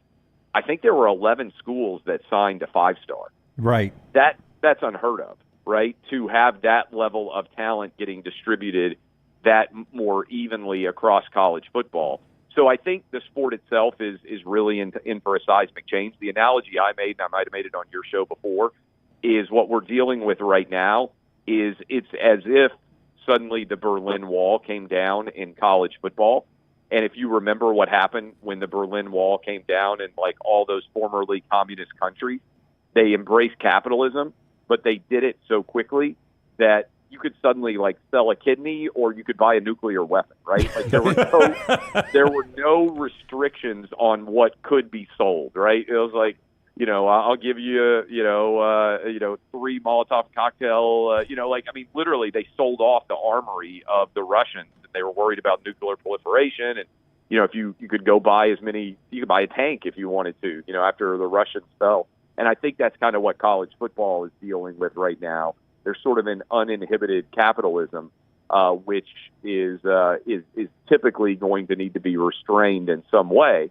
And all you have to do is just look at pro sports. I mean, the NFL is the most successful pro sports league in the history of the universe, and they've managed to create the salary cap dynamics and everything else in a pretty smart way. But I think, and Clay Travis is with us on the JohnstonRVCenter.com hotline. Players becoming employees, which is what is going to happen, is actually going to clean up the transfer portal, Clay, because in Caleb Downs' situation, if I'm Alabama, I have him on the max contract, right? I know that kid's a good player.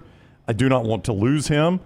I don't know what the contracts will look like. My guess is they'll all be 3-year contracts with a 4th-year option, because after 3 years you could go to the NFL. Whatever that max contract is, that's what I've got him on, and he's not transferring away if my coach leaves. Yeah, but what if I'm a 5-star recruit, Clay, and I only want to sign a 1-year contract with you? Then you better. I mean, I guess that's your option. Alabama's going to make me sign a 3-year, but Missouri's only going to make me sign a 1-year. That's going to be interesting. That's why I think it's going to get very complicated, and you're going to have basically college football GMs. And some programs are already basically have GMs who are sitting around. And by the way, I think one of the other things you're running into, to your point, is everybody forgets that unlike in pro sports where you become you get drafted in the first round and you become a free agent after 4 years, you then get a 5th-year option if you're a first rounder. And everybody kind of understands in the locker room how that works. you've got to remember what's going to happen when you suddenly go hire a new guy to come in and, let's say, like your Caleb Downs example, as its safety, and your older safety is making less than your freshman, right? Like, I think that's some of what is starting to happen in many of these locker rooms is you've got guys who've given you a lot of blood, sweat, and tears, and they're juniors, and suddenly there's a freshman coming in that's making 3, 4, 5x anything they've ever made, and that's creating a lot of locker room tensions in a way that never really has existed before. Yeah, I'd go get mine too. I'd be pissed off. Yep. I'd leave. Yeah. Yeah, which is what's happening with some of the older guys. I think in general, the reason you have to be employees is otherwise you're going to have antitrust violations, which is what you're seeing pop up everywhere right now.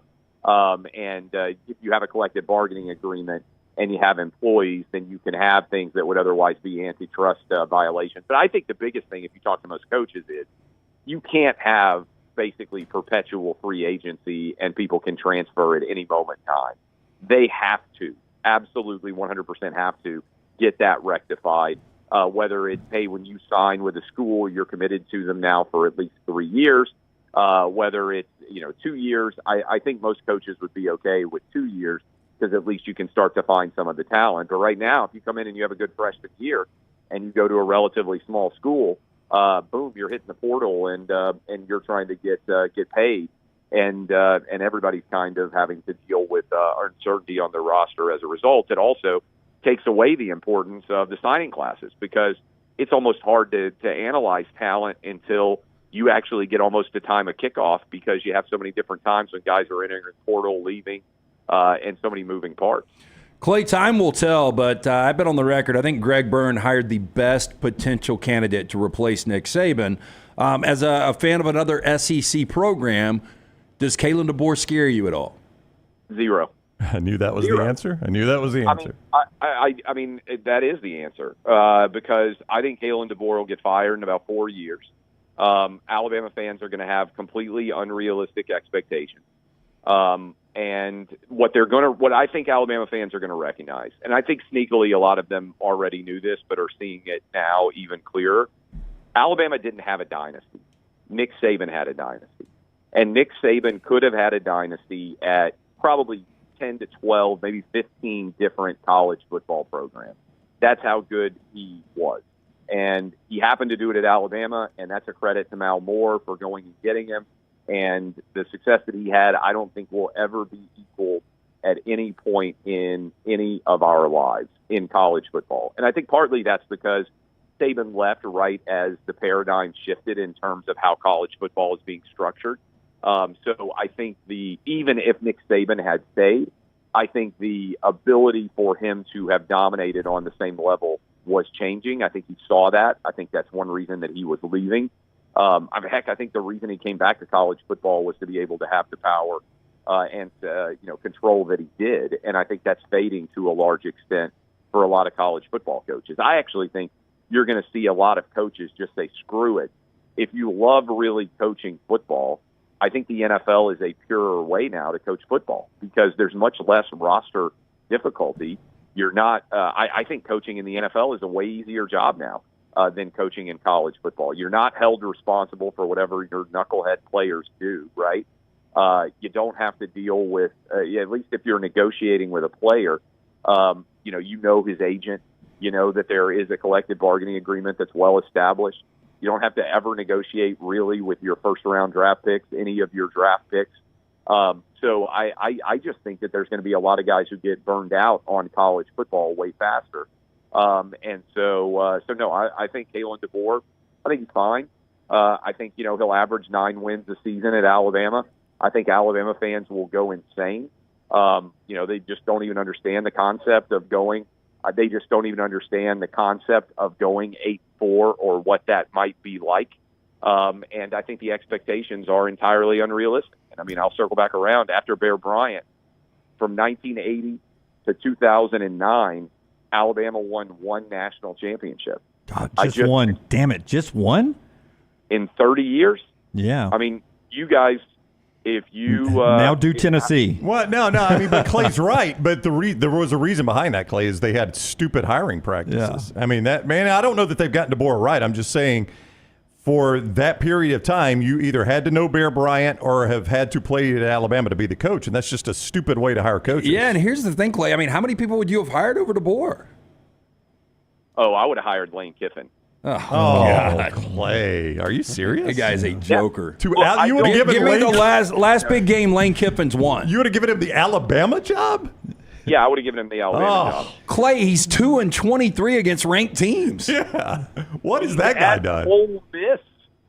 What's a better program, Ole Miss or Washington? They win a national Honestly, championship this year at Ole Miss. What's a better program, Ole Miss or Washington?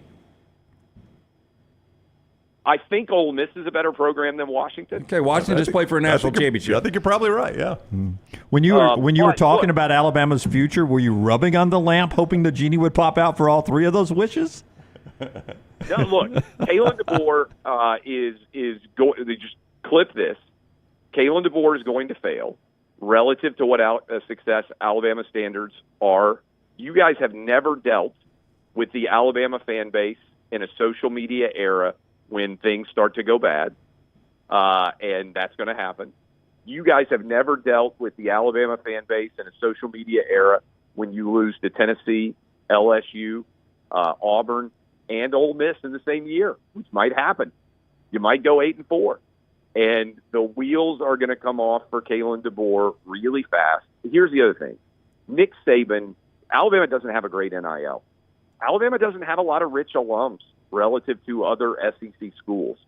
This is going to be a big deal because Nick Saban was able to sell kids on, hey, I'll get you into the NFL. The parents understood you're not trying to make money in the short term. You're trying to make money in the long term. That pitch doesn't work for Kalen DeBoer. I guarantee you Kalen DeBoer will not work as hard recruiting as Nick Saban did. He was maniacal. I think he was underrated how much time that he and his staff spent identifying. And I don't think Kalen DeBoer has any idea what he's riding into. I think it takes a unique person to be willing to be the president of Alabama because that's what you are. You're basically the president of a state. And now I'm not talking about a governor. I'm talking about like you are the head of state. You are the president. That stuff weighs on you. The same thing happens with Kentucky basketball. You can't go to a restaurant. This is one conversation I had with Lane Kiffin. He was like, man, I came from SC. SC is a big job. Like, you're in L.A. A lot of people care. It's like, nobody cared about what I did, in L.A. Like, I was nowhere near the most famous person in L.A. I could go out to restaurants. I could have a normal life. Like, nobody really – my family got space. Like, Kalen DeBoer, I think, is going to find out what it's like to live under a microscope. And I don't think he's going to like it. He does not seem to me like a guy who has the effervescent personality that's going to enjoy it. Now, Sabin didn't really enjoy it, but he won at such a level that he was like Queen Elizabeth. I don't know if you watched The Crown. Sabin was like, a little bit brusque but likable in that respect, and he created distance between himself and everybody else. I look at Kalen DeBoer, and I'm like, this dude has no idea what he's stepping into. So I don't think he's going to like it. I don't think he's going to win at the level anywhere near where Nick Saban did. And I think Alabama fans are going to eat him alive. And I think in 4 years, you'll be hiring a new coach. I did watch The Crown, and if Sabin was Queen Elizabeth, then Kiffin was Prince Philip in seasons 1 and season 2 when he was in Tuscaloosa. What Prince Philip do? He was running around behind the Queen's back. Oh, okay. He was married to her? Oh, yeah. Is that the old bat that died? Is that a real story? He would volunteer to go to India or anywhere on these long trips just to get out of Buckingham Palace and chase tail. I'll go to Africa, talk to all the folks. Yeah, absolutely. But is that real or was that fictional? I think that's real. I think it's real, yeah. So that old yeah, I mean, The Crown is a very, very good show. But I think the question is how much of it is historically accurate. Yeah, right? I don't know. I mean, there are a lot of there are a lot of conversations that take place that obviously are made up and reconstructed based on some of the outlying stories. But yeah, I think you guys are in for a world of hurt. So enjoy. All right. Okay. Clay. Can we go wager on this, Clay? Oh, Lance is in for a wager. Lance is a big DeBoer guy. I'll tell you. So what do you want to wager on whether DeBoer will win a national championship at Alabama? No, I will say that he will be there longer. He'll be there at least 5 seasons. Okay, I'll go under 5. Okay. So a fifth season, he starts a fifth season, I win. Yes. Yeah. Okay. What's on the line here? Loser leaves broadcasting? I mean, you're going to get there's hundreds of millions of dollars humbly at stake for me to leave broadcasting. Oh, very humbly. Very humbly at stake, yes. I don't have your money. Well, let's just do a nice even $1,000 on it. Okay. All right, so it'll be a gentleman's bet, basically. Yeah. Yes. Long distance handshake here. Yeah, and one thing I want to Mine enforcers gentleman's bet's $1. You're going to gentleman's bet $1,000. Hey, Clay, before you get out of here, I don't think there's any amount of money that could save Sports Illustrated. I've seen some of the stuff you posted on social media. I think you're joking a little bit, but I don't think there's any amount that could save. I know we're doing due diligence. Like, I'm going to see what it sells for in the event that Authentic Brands is interested in selling it. And I think they may be.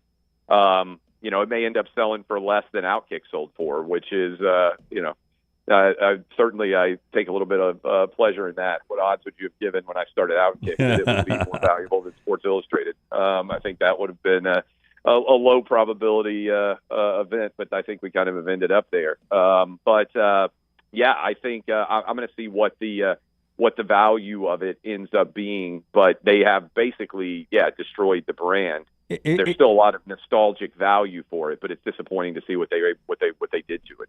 That's what I was going to say. Just financially, would you not make money off of social media hits if you just put out a Sports Illustrated cover every week on social media?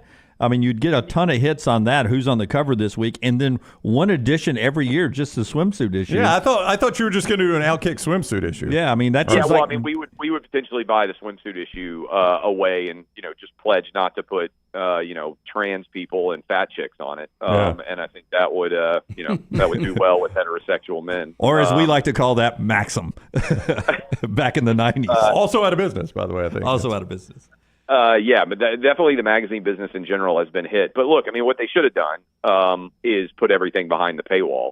And honestly, I do think there's value in the SI archives, and I do think that there is still a premium demand potential out there.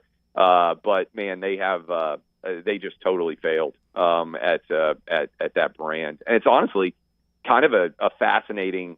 I would think if you're a college kid or you're an MBA. You're in business school, just a study of how you could have such a dominant brand that was destroying the world from a business perspective, and now it basically has ceased to exist. All right, he is Clay Travis, Outkick, and at Clay Travis on Twitter. Thank you very much for the time, Clay. Have a great week. Hey, appreciate you all. Thanks a lot. All right, buddy. We'll see you, Clay, with us on the JohnstonRVCenter.com hotline. We roll on. The show being brought to you in part by our friends at Harbin's Outdoor as well. The folks that changed LT's backyard. Back to college football in the next segment, LT. Tell us and show us what Harbin's did to your backyard. Yeah, Scotty's about to pull it up. Again, that backyard was an eyesore. I had an old black chain link fence. It was falling down. It was, major slope. They came in. They leveled it out. Fire pit back there, new privacy fence, some sports turf. The dogs, Bullet and Chili, as you see, they're absolutely loving it. They are specializing, Harbin's Outdoors, in installing custom fiberglass pools, landscaping, hardscaping. Jeremy and his team, one-stop shop for your pool construction needs. They do it all, from the install to the lighting, final hardscapes around the pool, everything in between. Beautiful work. You can find them on Instagram at Harbins_. See it for yourself, or call or text Jeremy directly. Tell him the next round sent you. 205-300-0718. That's 205-300-0718. Take the next round anywhere you go with official Next Round gear. Buy yours today at nextround.store.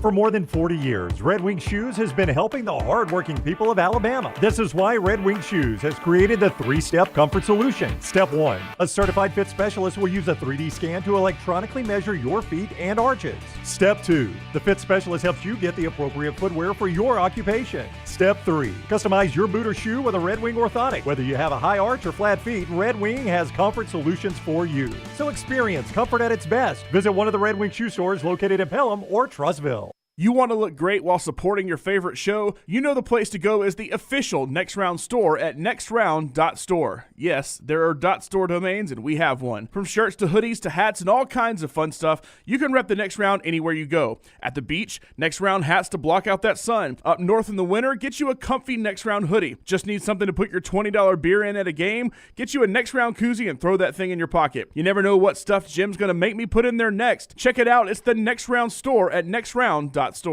Legacy Credit Union has the ultimate game changer for your finances. With Engaged Checking, you can earn 3% APY on balances up to $15,000. You heard correctly, 3% APY. But it's not just about scoring with high yields. With Engaged Checking, you can get paid up to 2 days early. That means your paycheck, Social Security, tax refund, you name it, you get it early. So stop sitting on the sidelines and get in the game with Engaged Checking. Sign up today at legacycreditunion.com or visit any 9 Greater Birmingham area branches. APY is annual percentage yield. Terms and conditions may apply. See Credit Union for details. Federally insured by the NCUA. The Double Down Media podcast family is live and full of content for all ages. The Mystery Fifth Hour gives the Next Round host a chance to talk about everything but sports. Pour a glass of Bama and bourbon, our weekly college football conversation, while sipping on some of the most interesting pours in the bourbon world. And in our Not For All Ages podcast, The Last Call, LT takes off the gloves for in-depth conversations with stars like Taylor Hicks, presented by Redmont Vodka. Find these podcasts and more by searching The Next Round on Apple, Spotify, and on our website, nextroundlive.com.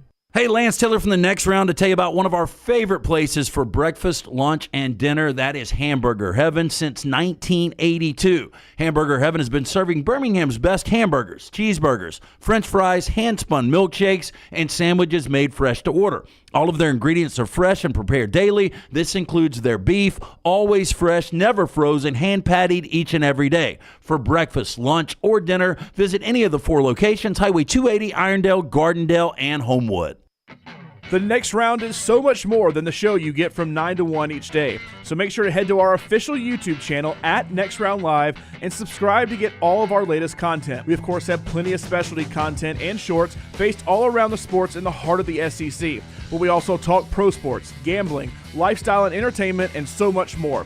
It's the Next Round YouTube channel where you never know what you're going to find next. Subscribe now to see the latest content and get notifications when we go live. That's at Next Round Live on YouTube.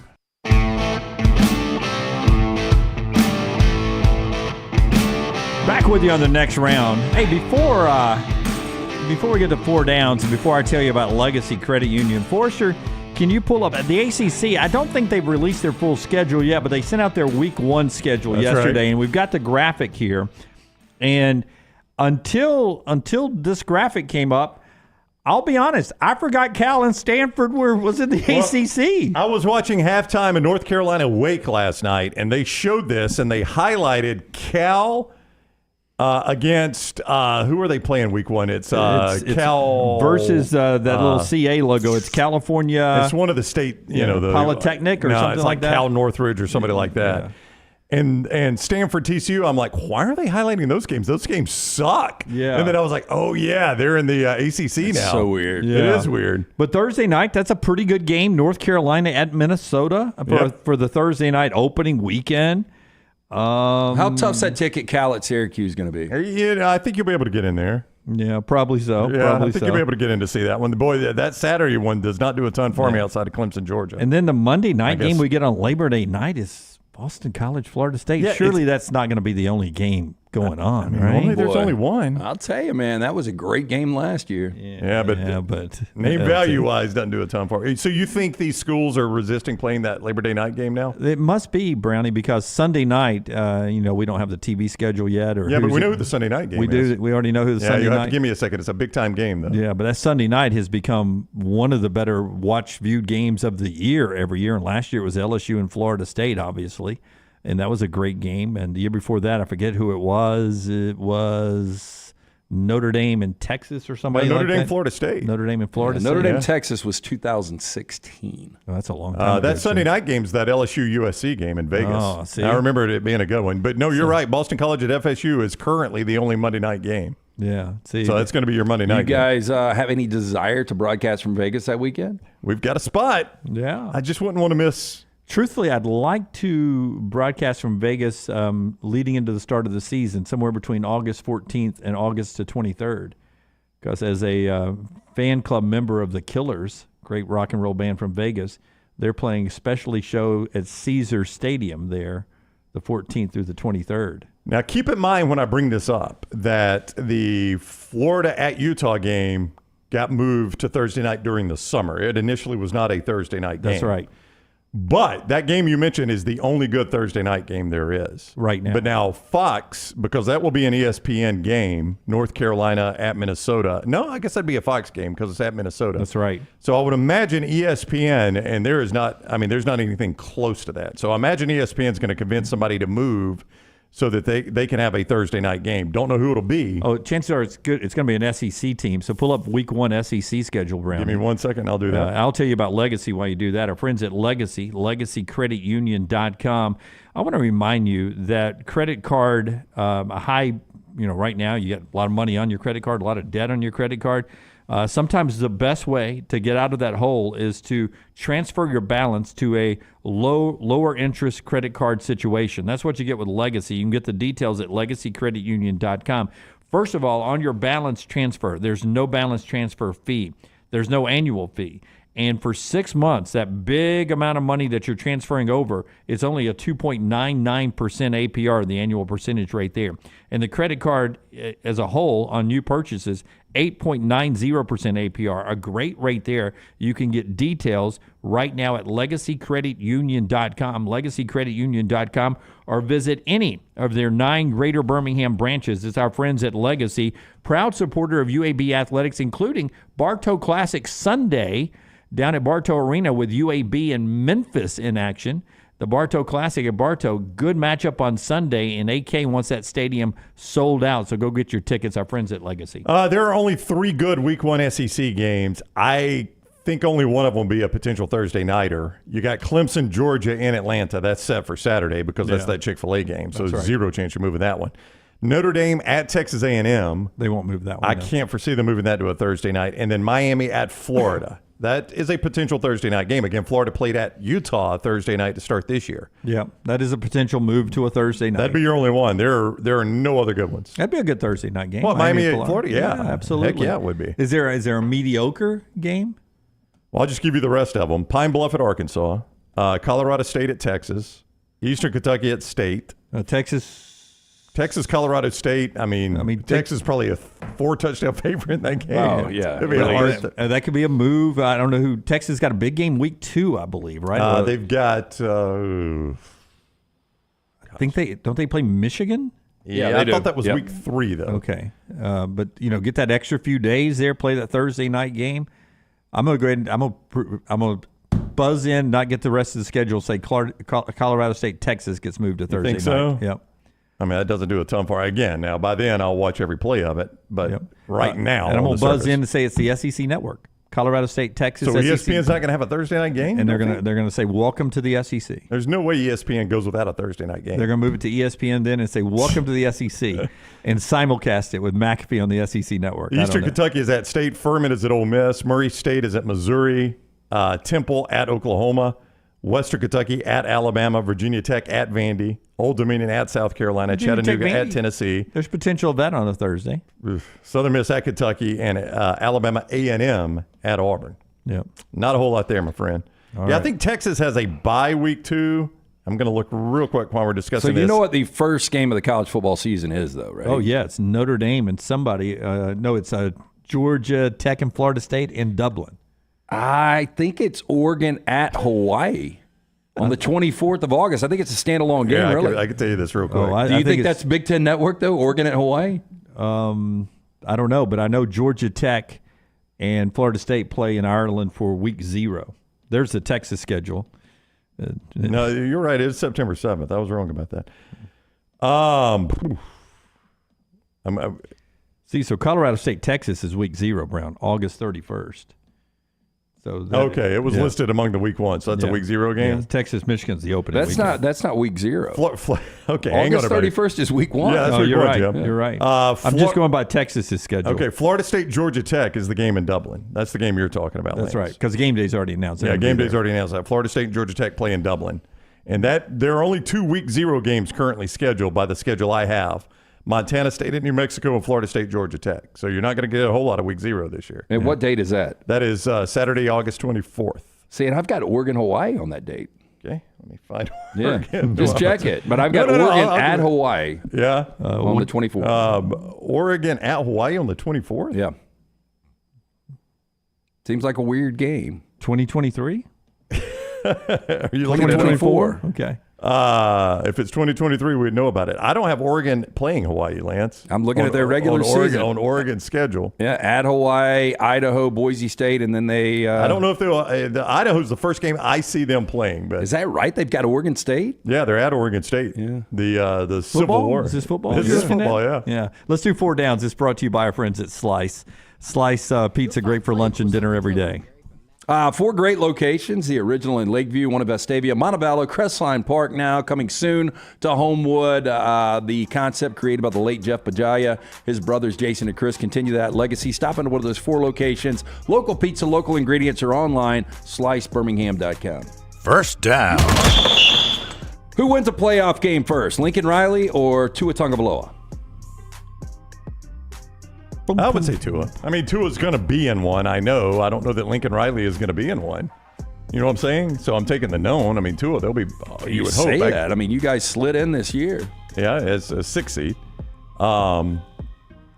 You would hope that they're back in there next year. So I would say Tua. I mean, again, he's going to be back in the playoffs. There's no way Tua ends his career without going to the playoffs again. Lincoln Riley, I don't even know if he's going to be an NFL coach. Ohio State, Oregon. I'm talking about at the college level. Playoff game. Yeah, Okay. college or NFL, just a postseason game. Then I'd go Lincoln Riley. Yeah. You think USC makes it next year? Because I think it's Tua wins one. playoff. They could. Tua wins one next year. I thought Lance was talking about NFL when he included Tua. Tua wins one next year. My belief. I would hope. I don't know. Okay. They better be a home team. I think I would take Lincoln Riley here. So you think USC makes it? I don't know if they make it next year, but just because Tua gets there, it's tough to win. I mean, There's no you saw doubt. this past. Yeah. I'm going to take Tua. Ohio State, Oregon. I mean, where does USC slot in for you? I mean, you got to be in the top 4 to make the playoffs. Yeah, I think in the next 5 years, I would slot them at number 2. But I would say Ohio State. Next year. Next year, I would slot them at 4, probably. Behind. That's what I'm trying to figure out. Ohio State, Oregon, who? I still probably would lean Michigan. Really? Yeah. Penn State? I got to see it to believe it. Okay. I'm going to go Tua. Second down. And by the way, LT is correct. According to Oregon's official website, August 24th, Saturday, Hawaii. Not trying to make things up. That's on the big, is that on the Big Island or is that in Eugene? Yeah, it's on the Big Island. It's in Hawaii, yeah. Okay, who wins playoff game first? Justin Herbert or Lane Kiffin?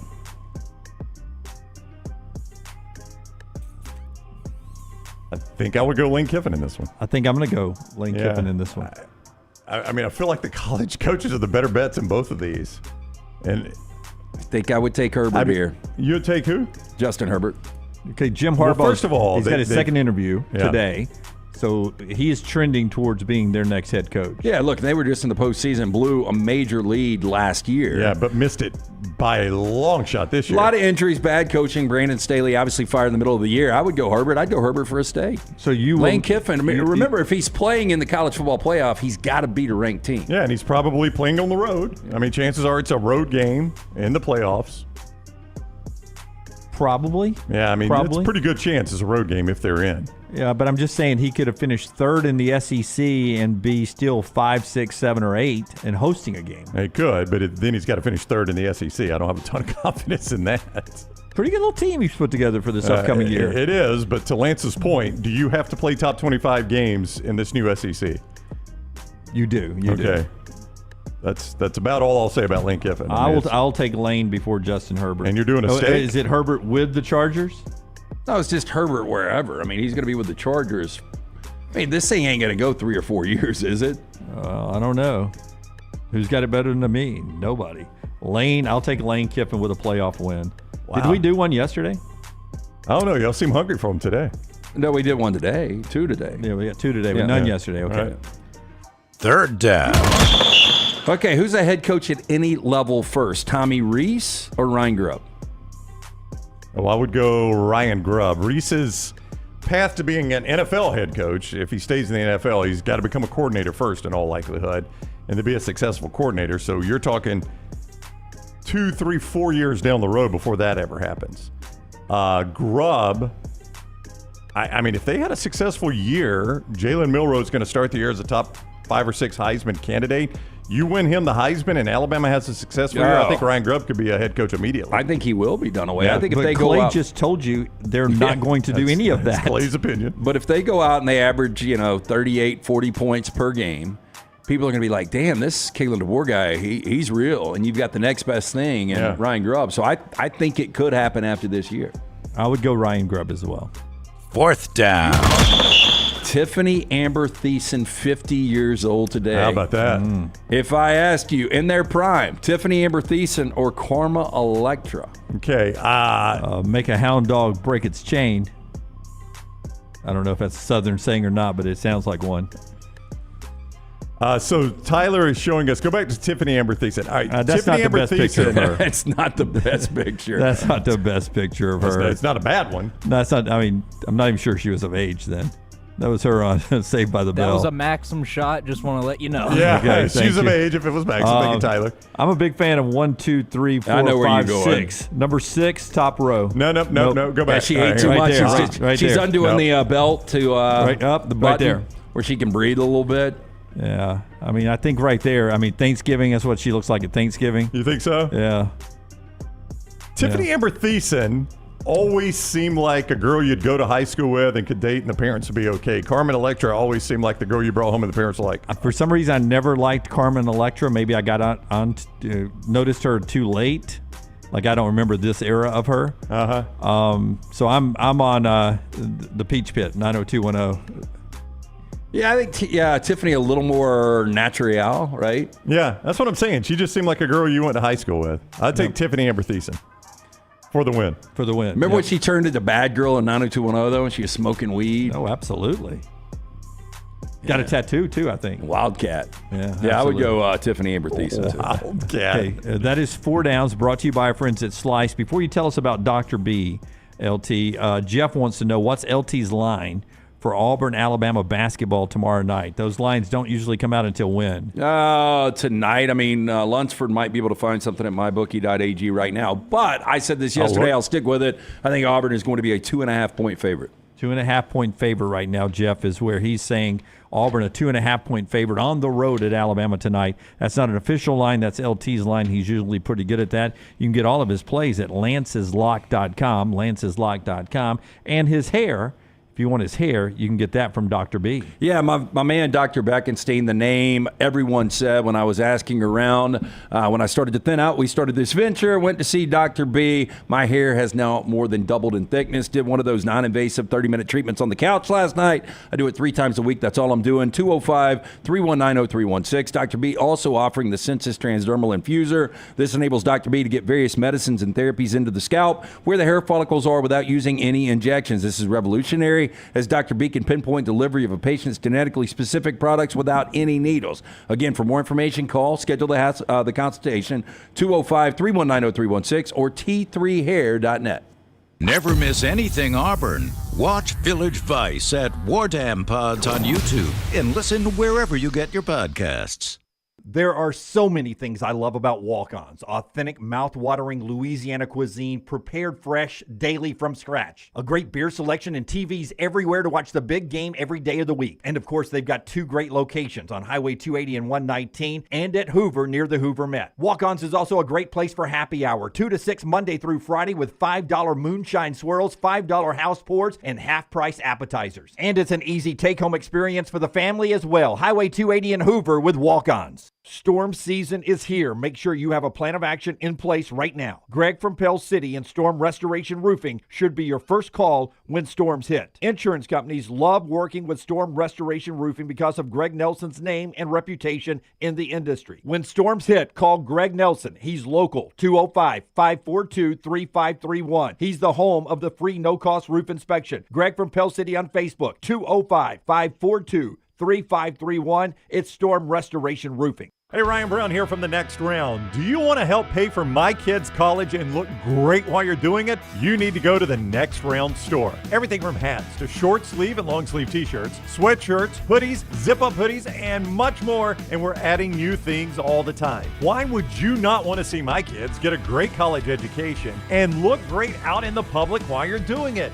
Get the gear we wear all the time on the show, and there's only one place to get it. NextRound.store. That's NextRound.store. The wait is over. Tonali has arrived. Beautifully distinctive Italian styling and performance. Come test drive the all-new 2024 Alfa Romeo Tonali plug-in hybrid at Alfa Romeo of Birmingham. The all-new Tonali offers best-in-class horsepower and torque, fastest 0 to 60 times in its class, plus best-in-class range with full electric charge. And best of all, qualified Tonali leasees are eligible for up to $7,500 EV tax credit factored into your lease. Hurry down to Alfa Romeo of Birmingham and experience the all-new Tonali. Stop by the New York Butcher Shop and pick up the finest in certified Angus prime beef steaks and burgers, premium pork chops, ribs, and all-natural chicken cut to order just for you. Their chef-prepared entrees and side dishes are the perfect dinner-to-go choice for your family and are ready to heat at home. With a great selection of fine wines and desserts, the New York Butcher Shop is your one-stop dinner shop. 2 locations to serve you, Cahaba Heights and on Highway 119 in Greystone. The New York Butcher Shop. Rare quality, well-done service. When it comes to great clothing, I love comfortable clothing that I can also wear to the golf course or anywhere I go. I get that from Roback. Ryan Brown here for The Next Round.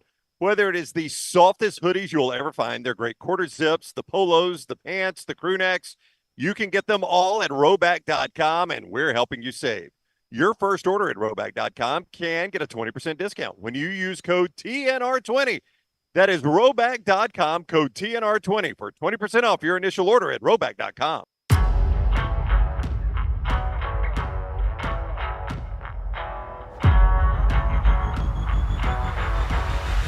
AM Golfer asking the question, is LT dyeing his hair these days?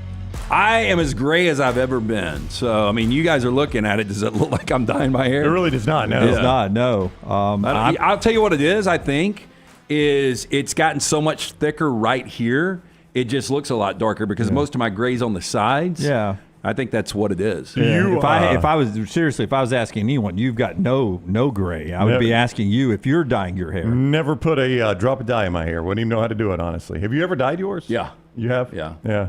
I've never done it. Yeah. But I used to do it all the time. Well, no, I said when I turned 40 that I was giving it up, so I haven't done it in a long time. Yeah. No, I am not. And my problem was it was more poly walnuts. The thing is, if you can get salt and pepper throughout consistent, it's not bad. No, I'd be okay with that. But when it's just on the sides, and really it's kind of just heavy on the sides now because it's gotten so thick right there. Yeah. So probably need to go back to touching it up a little bit. I wonder if Sabin will quit dyeing his now that he's not recruiting, and it's going to make him look so much older, so much quicker. Like the first public appearance, if he quits dyeing his hair, everybody's going to be like, my God, he's aged. Yeah. And it's like, no, he just quit dyeing his hair. What do you think? But he's going to be on game day, so. Probably not. He will. That's true. Good point. So, I mean, I would think a good majority of those guys do it anyway. What do you think percentage of guys that dye their hair? 10%? I would Probably, say 10%, probably less than that in the country. But for people who are on camera, it's going to be, as they get older, it's going to be higher, much higher. Oh, yeah. I mean, you still see the commercials all the time just for men. You walk in a grocery store. I mean, that's a pretty big section. So there's got to be a pretty big market. So I would say at least 10%. G. Curbo is saying Uga 10 has passed away. Yeah, that's true. Yeah, that news developing today. He's probably worried about Kalen DeBoer. Yeah, that he's in Tuscaloosa now. Yeah. Yeah. Show being brought to you by Michelson. Before we get to that, though, Michelson look ahead to the upcoming SEC football season. With all the changeover in Tuscaloosa, where are you slotting Alabama in right now for the power rankings in the SEC? Let's go number 1 overall first. It's Georgia, right? Everybody's in on Georgia, correct? That's easy. That's easy. And then I think it's because you got Carson Beck back. You got that great roster. They haven't added a ton, but another number 1 recruiting class and Carson Beck back, that's enough for me right there. Yeah, and then I think it comes down to 2 teams at number 2. And based on the fact that I just saw him beat this coach with less talent, I'm going to say Alabama's number 2. Wow. So Lance Taylor here on the show today at 10:53 Central Time on what is this, January the 23rd, even with all the exits, from the Alabama roster, you still have Alabama number 2 in your power ratings. I would have Alabama number 2. Look, we'll see after spring how many departures you have. But I believe Alabama still got a much better roster than Washington had last year. I go Texas too, Brownie. What about you? I think I would still have Texas too. Obviously, in the college football playoff, they've got losses like anyone else does. But I would have Texas number 2 in front of Alabama. Well, both are going to be top 5 teams to start the season. I agree. So you still think Alabama will be top 5? I do, yeah. When it's all said and done. That brand is – I don't think it's going to fall off as much as some do. There is going to be some natural fall off. And I do think coaches in the media respect Kalen DeBoer a lot more than your typical fan. You're not going to keep what Nick Saban did. I mean, you could have hired anybody in the world, maybe short of Kirby Smart, and that wasn't going to happen. But I just don't think the fall off is going to be as dramatic as some think. So that brand is, to me, going to die a little hard there. And actually, I don't think the brand's going to die. So, yeah, I think Alabama will start in the top 5. Joel Klatt says Alabama was built for this because the roster was so deep. They have lost an uber amount of talent, but they're still, those kids who are still left there in Tuscaloosa were big-time recruits, and the whole roster hasn't left yet, and we're starting to see more and more people come in. So you've got Alabama 2 for you. You've got Alabama 3 for you. Yeah, it's almost 2A, 2B because I think Texas is right there. Texas probably has the better roster right now. I think I would get to Alabama right after Texas. I would. So that'd be 3. That's about where I start sliding in Alabama now, but, I mean, convince me on who's 4. I think someone have Ole Miss. I think it's Ole Miss or LSU. Ole Miss beat LSU last year, but I think it was a down year for LSU. I still believe much more in Brian Kelly than I do Lane Kiffin. Yeah, but I believe in LSU much more than I do Ole Miss. So although the roster might be a little bit better, I'm still going to go LSU. But do you think LSU's roster is going to keep them in that neighborhood with the people they have back, Nussmeier quarterback, and what they lost at receiver? I mean, they always have great receivers. I think the shocker of one of the more surprising things of last year was how bad LSU's defense was. Let's not forget they got Harold Perkins coming back. Nobody slotting in Oklahoma yet? Not yet. I mean, I think we're there now. Tennessee, who's had a pretty good week. Yeah, I think Oklahoma, Tennessee are in that next Missouri. group. Missouri, yeah. Missouri. It's crazy how 1 year can flip everything. Like, we all thought LSU was going to be really good last year. We didn't really think anything about Missouri. And now Missouri's almost up to the same tier. Yeah. Interesting there that you go Alabama number 2 overall still in your SEC power rankings. Yeah, I mean, it's Georgia. close. I mean, I think Georgia is by far clear-cut 1, and then I think it's, Alabama, Texas, Texas, Alabama. I mean, I could go either way. Again, I just saw DeBoer beat Sarkisian with less talent. Would you say the same thing when you're on with Chip? And you do a weekly hit with Chip in Austin. You'll still say Bama ahead of Texas. I don't play radio. How do you think they're going to react in Austin to that? Because I would assume in Austin they're sitting there right now saying we have passed Alabama. I think it's become kind of a cynical fan base, though. Like, I think they're really excited about this year where Sark's taking the program, but at the same time, look, they just saw Washington beat them. And a lot of that was coaching. I really believe if Texas continues to run the football against Washington, it's a good chance they ultimately win that game. Michelson Laser Vision with that look ahead to the SEC power rankings. We'll talk about quarterbacks in our next segment and get to that. But one more thing to ask before we get to the top of the hour. Tell us about Michelson. Yeah, 205-969-8100. Phone call that I made more than 2 decades ago. I was legally blind without the aid of contacts. After the procedure, which only took 12 minutes for both eyes, 2015 vision, better than 2020. 205-969-8100. Ask for Amy. Ask about that pre-inflation pricing right now from our friends at Michelson Laser Vision. Dr. Mark Michelson, Dr. Jen Michelson, best in the business. Call today, 205-969-8100 or online, michelsonlaservision.com. Okay, when you are a team like Sanford and you're having a historic year, school record 17-game win streak for Sanford now. For the first time ever, they got votes in the Associated Press poll yesterday. And also Bucky McMillan was voted the ESPN National Coach of the Week. Here's Bucky McMillan reacting to that honor of being the National Coach of the Week from ESPN. Whenever you get awards like that, it's obviously dictated towards the success of the group.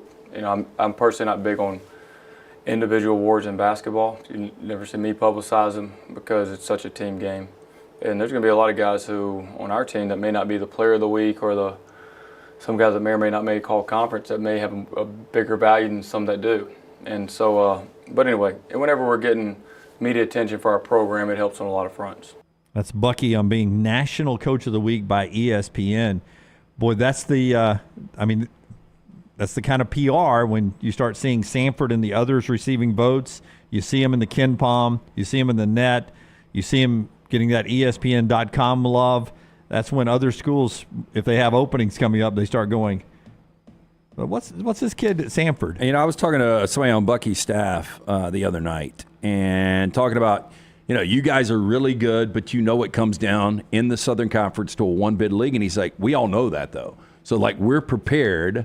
They're playing great basketball right now, but once they get to the postseason, they know they've got to win that tournament or they're going to be on the outside looking in. If they do, I'll stick to it. I think they're probably a 14 seed, and those 3 14s are so dangerous. You wouldn't want to see that. And with the pub he's already getting right now, if they're able to win a game, unfortunately for Sanford, this guy's going to get offers. They are, and I know that is unfortunate. I was about to bring that up, being that I'm a member of a Southern Baptist church not too far from the Sanford campus. I have a lot of Sanford people I talk to on occasion, right? And they're big basketball fans. And they all say the same thing. God, I just don't want to lose him. I'm like, if he's got your program to a level that a good school comes in and gets him, that's what you want, I think. And look, I went to Jacksonville State, and when Bill Jones, the legendary Bill Jones, retired, their first basketball coach in a while at Jack State was Mark Turgeon. And Turgeon did so well that he eventually got the Wichita State job. And everybody's like, we can't make a hire like that again. We got to get it. And I'm like, what are you talking about? The guy just got the Wichita State job. I mean, what do you want if you're a program like that? And then the Maryland job. And then the A&M first, right? And then Maryland, or which order, whatever it was. But the guy, he elevated up the ladder. Boy, that's who I want coaching me. And Bucky, man, he grinded. You remember how long he was at Mountain Brook doing an incredible job there. And there were, for whatever reason, some obstacles. People didn't want to hire him at this level. And, a lot of people said, hey, watch out. Once he gets one of these jobs, he did. And, boy, he's taking it to another level right now. So I would assume that, Bucky ultimately wants to not only make a lot of money, but coach at the highest level. Couple of road games this week for Sanford after their 17th straight win. The nation's longest win streak right now in college basketball is Sanford. Top of the hour, Champy's Chicken bringing you this hour of the show. They always bring you the 11 o'clock hour, Highway 119 in Alabaster. Swing by and see Sterling and the crew. There's a chance, if everything works right today, I've got some errands to run right after the show, that I may get a little lunch at champyschicken.com, Highway 119 in Alabaster. So swing by there. It's destination lunch, those great Mississippi Delta recipe tamales, hand-cut chicken fingers, and everything else you see on the screen there. Check out the menu, champyschicken.com. When we come back, power ratings we just discussed. What about quarterbacks in the SEC? Connor O'Gara's got a list. We'll take a look at that, and I'll let these guys react. Where do you put Alabama's Jalen Milroe with the exit of talent? And we'll look at some Heisman odds and talk more college football as we roll on right here on TNR. Follow The Next Round on Twitter, Instagram, and Facebook at Next Round Live. Twin Peaks is the best in the game. Here, you're in the red zone for every college rivalry and divisional matchup all season long. On game day, you never have to decide which teams to watch, only what combination of bites, burgers, wings, and more to order. Plus, where else are your favorite draft beers always poured at a frozen 29 degrees? Only at Twin Peaks, the #1 sports bar. Stick around after the sun sets. Twin Peaks is open really late. Wind down with bourbon and late night bites. Only at Twin Peaks. This hour of The Next Round is presented by the Birmingham Racecourse Casino, now featuring 7 days of giveaways with your chance to win a share of up to $125,000. The more you visit the Birmingham Racecourse Casino, the more chances you have to win. When it comes to great clothing, I love comfortable clothing that I can also wear to the golf course or anywhere I go. I get that from Roback. Brian Brown here for The Next Round. Whether it is the softest hoodies you'll ever find, they're great quarter zips, the polos, the pants, the crew necks, you can get them all at Roback.com, and we're helping you save. Your first order at Roback.com can get a 20% discount when you use code TNR20. That is Roback.com, code TNR20 for 20% off your initial order at Roback.com. Ryan Brown here for the next round with a question for you. Are you on the bandwagon yet? Bandwagon wants to invite you to one of their 3 retail locations in Birmingham for all your holiday shopping. Bandwagon has the top brands in sporting goods, athleisure, and lifestyle apparel. You can check your entire family off the list at Bandwagon with brands like Task, Bird Dog, and Varley, plus the best in sports equipment. Visit the Bandwagon locations in Cahaba Heights, Homewood, and Trussville, or online, bandwagonsports.com. Next round listeners, it's time to jump on the bandwagon. Things fall apart. There's even a book about it, but that doesn't mean you have to break the bank to fix them. Ryan Brown here for the next round. Our friends at Mortgage Right have a new renovation option that will make repairs and other home improvements easy. If you've recently purchased a home and find yourself short on cash, or you're looking to buy a fixer-upper, Mortgage Right's renovation loan program can help you spruce up your space. Repairs can be made to your roof, plumbing, flooring, and more with the help of top-notch mortgage professionals. So get your fix by visiting mortgageright.com/TNR. And MLS 2239, Equal Housing Lender. Stop by the New York Butcher Shop and pick up the finest in certified Angus prime beef steaks and burgers, premium pork chops, ribs, and all-natural chicken cut to order just for you. Their chef-prepared entrees and side dishes are the perfect dinner-to-go choice for your family and are ready to heat at home. With a great selection of fine wines and desserts, the New York Butcher Shop is your one-stop dinner shop. 2 locations to serve you, Cahaba Heights and on Highway 119 in Greystone. The New York Butcher Shop. Rare quality, well-done service. Want more of the show? Download the app or visit nextroundlive.com for the latest podcast, The Mystery Fifth Hour, our Not For All Ages podcast, The Last Call, and the entire Double Down Media podcast family. All at nextroundlive.com and on the Next Round app. Jim Dunaway, Lance Taylor, Ryan Brown, and Rockstar.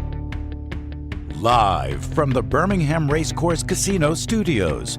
The Next Round, presented by Bud Light, is on now.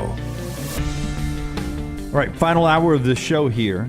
Before Brown tells you about A+, I was reading, and watching some of the aftermath and what has been a long few days in the Alabama transition from Nick Saban to Kalen DeBoer, and I came across this stat, and see if y'all can think of it, of proving it wrong. I haven't really fact-checked it, but I believe the source it came from, that Nick Saban goes out with a winning streak against every SEC team.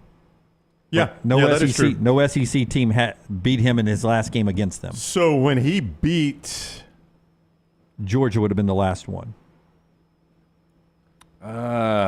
No. I think I remember, I guess it was when he beat Georgia, that I saw the stat then that Nick Saban now has at least a 1-game win streak over every SEC team. Yeah, I guess that makes sense. So then he retired. So because got LSU back, got Tennessee back. That's right. Yeah, and got Georgia back. So yeah, that was. I remember seeing that right after the SEC championship game. I don't know if we brought it up on the show or not, but I remember thinking, it's cool, but that's going to change year to year.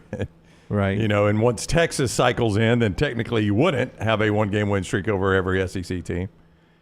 Yeah. Just thought that was a pretty interesting way to go out for Nick Saban. You also got at least a 1-game win streak over everybody in the Southeastern Conference. We're about to talk a little SEC 2024 football. Earlier in the show, Stephen Pearl was with us. You get that wherever you get our podcast, both audio and video-wise, or you can always go back on YouTube and check that, and Little T on all of our social media platforms, sending out a ton of Stephen Pearl from earlier at Next Round Live. You also get a little Tyler Booker there if you'd like to jump on that. Show being brought to you by our friends at A+. A+ Style Home Remodeling. That is my man, Brad Bell, and he redid the master bathroom in our house, and Scotty is showing you before photos of it. This is what it looked like when my wife and I bought the house, and we wanted it a little more updated, a little darker. We didn't like the white tones in it.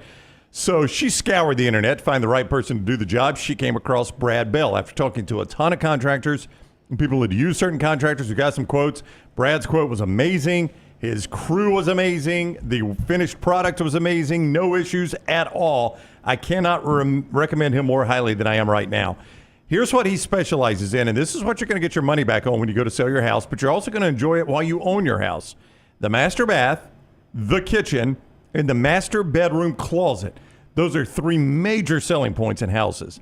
So if you've got a house that doesn't have an updated kitchen, master bath, or master bedroom closet, get it updated, enjoy it while you own the house, and then get your money back when you sell the house. Brad Bell is the guy that can do that for you. Here is his number, 205-422-1758. Anywhere in the state of Alabama, he can help you like he did me. 205-422-1758. Brad Bell, A-Plus Tile, Home Remodeling. All right, so Connor O'Gara, Saturday Down South, ranks 1 through 16, the SEC quarterbacks right now. We're about to show you the top 5, but 1 through 16, Peyton Thorne, 14th on Connor O'Gara's list. Holy crap. That's where I would have him. You'd have him that low? I mean, he's got him even behind that kid from New Mexico State who's at Vandy now. Well, we saw the two on the same field. Yeah, Diego outplayed him, man. Yeah, one was better than the other. I mean, I don't want to make it about one game, but the one game we saw him go head-to-head. The only thing I would say, I think Connor was the one that had Graham Mertz, who I had in consideration for 6 or 7 on this list. I had to revise mine quickly there because I forgot Oklahoma and Texas are in the league. You forgot Oklahoma and Texas were in the league. I'm going to assume only yours impacts that, but okay. Yeah. I mean, surprisingly, Jackson Arnold was 10 on Connor's list. Yeah, as I think Jackson Arnold. I mean, there's a reason Dylan Gabriel left. Because it was going to be Jackson Arnold. They were pushing him to be the guy. So here's Connor's 5. A little T throwing this together from Connor O'Gara, Saturday Down South. Carson Beck, Quinn Ewers, Jalen Milroe, Jackson Dart, and Brady Cook. By the way, what a great-looking graphic. That's from Connor O'Gara's Saturday Down South. Left to right, 1 through 5. So I want to see you guys, and then we can discuss where the quarterbacks are. I'm a little surprised, I guess, that Milroe is in there 3rd from a national voice because, I mean, you're impacted more at that position by the people around you than any other position on the field, but let's move forward. But you also impact everyone around you. You do. Being a better quarterback. I've got the same 5. 1 is easy. Yeah. I mean, 1's not even close. Yeah, I think everybody's going to go Carson Beck number 1, yeah. I mean, I would have him as my Heisman favorite coming into the year. Let's see your list then. I got Carson Beck at 1. I got Quinn Ewers 2, Jackson Dart 3, Brady Cook 4, and Jalen Milroe 5. Before Alabama fans kill me, I think Jalen Milroe is going to ultimately, if he is the guy, going to be a better quarterback under Kalen DeBoer and Ryan Grubb. If he is the guy. I mean, I still think there's a possibility. I mean, look, this is a new coaching staff. They've got a new offensive philosophy, and they might have another guy out there. I think it probably will be Milroe. But I didn't think Milroe didn't play a full 4 quarters against Georgia. I didn't think he played well against Michigan. So, on the biggest moments, I didn't think he had the best games. It didn't play great against Auburn until the great throw. Until the play. Yeah. So, I mean, I think Milroe got better, or he developed and progressed as much as anybody in the regular season, but from where he was in September, wasn't a good quarterback. So the exit of talent not really impacting you as much as just the way he performed at times. And I don't think we give Brady Cook enough respect. Brady Cook was really, really good for Missouri this year. Jackson Dart gets better and better, and he's got more talent around him this year. Quinn Ewers, when he's on, he's top 3 quarterback. And again, I think Carson Beck is your Heisman favorite coming into this year. Brownie, what do you have? Mine is going to look a little bit like Connor's. In fact, it's going to look identically like Connor's. Yes. I've got Beck 1, Ewers 2, Milroe 3, Dart 4, and Cook 5. And for the record, I had not seen Connor O'Gara's until you, Scott, showed it on the graphic there. Yeah. Though mine is identical to his, that's exactly how I went. So Milroe 3rd for yours. Milroe is 3rd for me. But probably no impact on the exit of the roster, right? You probably go Beck Ewers, or if the roster had stayed the same, would Milroe be ahead of Ewers? Not really. I mean, you're worried about the weapons he had. What weapons did he have this year? Yeah, well, little Isaiah Bond was getting good late. Isaiah Bond was a good receiver. Yeah. He was an improving receiver. I think he improved as the year went, but far from a dominant receiver. Nicholas says Dart is a sleeper. Dart, I think can be really, really good. I just need to see it consistently out of him. You look and this is a criticism of Lane Kiffin, Lance, in big games, what does Dart do for you? Now, LSU was a big game for them, and he had a day against them. But you start looking, I mean, I can pull up his game to game. You start looking when he played quality, what did you get? Here, I got it right just here. go. I got it right here. Yeah, look, everybody's going to be bad against Georgia, right? Well, I mean, but if you're against Alabama, 20 of 35, 244 and a pick. Not good, right? Nope. You got to play way better than that to beat Alabama. Against Auburn, 10 of 16, 202, touchdown and a pick. I mean, that's just very middle of the road there. Okay, but against Georgia, 10 of 17, 112 and a pick. I mean, those are big games. And now, look, he also played well against LSU. 26 of 39, 389, 4 touchdowns, no picks. And had a rushing touchdown in that game, 50 yards on the ground, so 5 total touchdowns. Penn State, not only a top 10 team when they beat them, but also, a top 15 defense the entire year. It's a bowl game. 25 of 40, 379, 3 touchdowns, another touchdown rushing. But then again, against A&M had a good game. 24 of 33, 387, 2 touchdowns. At State, he threw for 96 yards. I just thought the better overall quarterback from September through November was Jackson Dart over Jalen Milroe. Yeah. Oh, yeah, but I mean, and again, now this is not about what they have done. I'm projecting forward here, right? Is that what you wanted me to do? Yeah, that's me too. I'm projecting forward as well, Brownie. And I just believe in this coaching staff, and specifically Ryan Grubb, on Milroe getting some development from these guys. And I believe, and I know Clay took a shot at Alabama's NIL, and not everything he said was incorrect, but I believe Alabama's NIL folks are about to get a fire lit under that ass a little bit. Well, they need it because Clay is right. They have fallen behind in that game. I mean, look, you can only light so much fire. It's going to come down to money. Greg Byrne, we'll go ahead and finish this. I want to come back to that NIL deal real quick. So I'm not sure that the Alabama receiving room will be whole during spring. You may get an extra pickup down the line. So I'm going Beck, Milroe, Ewers, Dart, and Cook. And I would say everybody after Beck, 2 through 5, as we all did, can come in any order because they've all been very inconsistent. You can go back and do the same thing for Ewers that you do for Milroe. You can do the same thing for Dart that you do for Ewers or Milroe, and the same thing really for Cook as well. So to me, 2 through 5 is interchangeable. You mentioned the NIL situation there, and Byrne was on with Paul shortly after the hiring of Kalen DeBoer, and said that since Kalen DeBoer had gotten hired, 1,000 people had signed up for Yay Alabama, which obviously directly funds the NIL. And that's good. Obviously, you want growth there. But, you start to look at how steep a hill this is to climb in NIL. I started thinking about that, and I'm like, I guess Yay Alabama's $19.95 a month. I don't know. That's an entry level. You can contribute however much you want to. Okay. But at $19.95 a month, 1,000 people gets you to $200,000. Yeah. That is not a lot in the NIL world. Now, it's a monthly deal, right? So now you're talking about, $2.4 million. That's pretty good.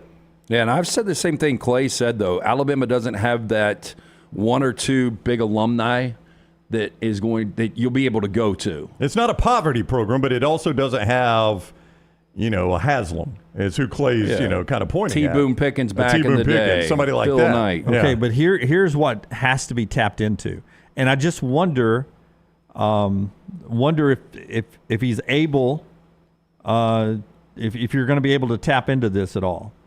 But former Ohio State quarterback C.J. Stroud is giving back to Ohio State. He made a donation of $50,000 to $100,000 to their collective. I don't know if that's an annual thing or a one-time thing.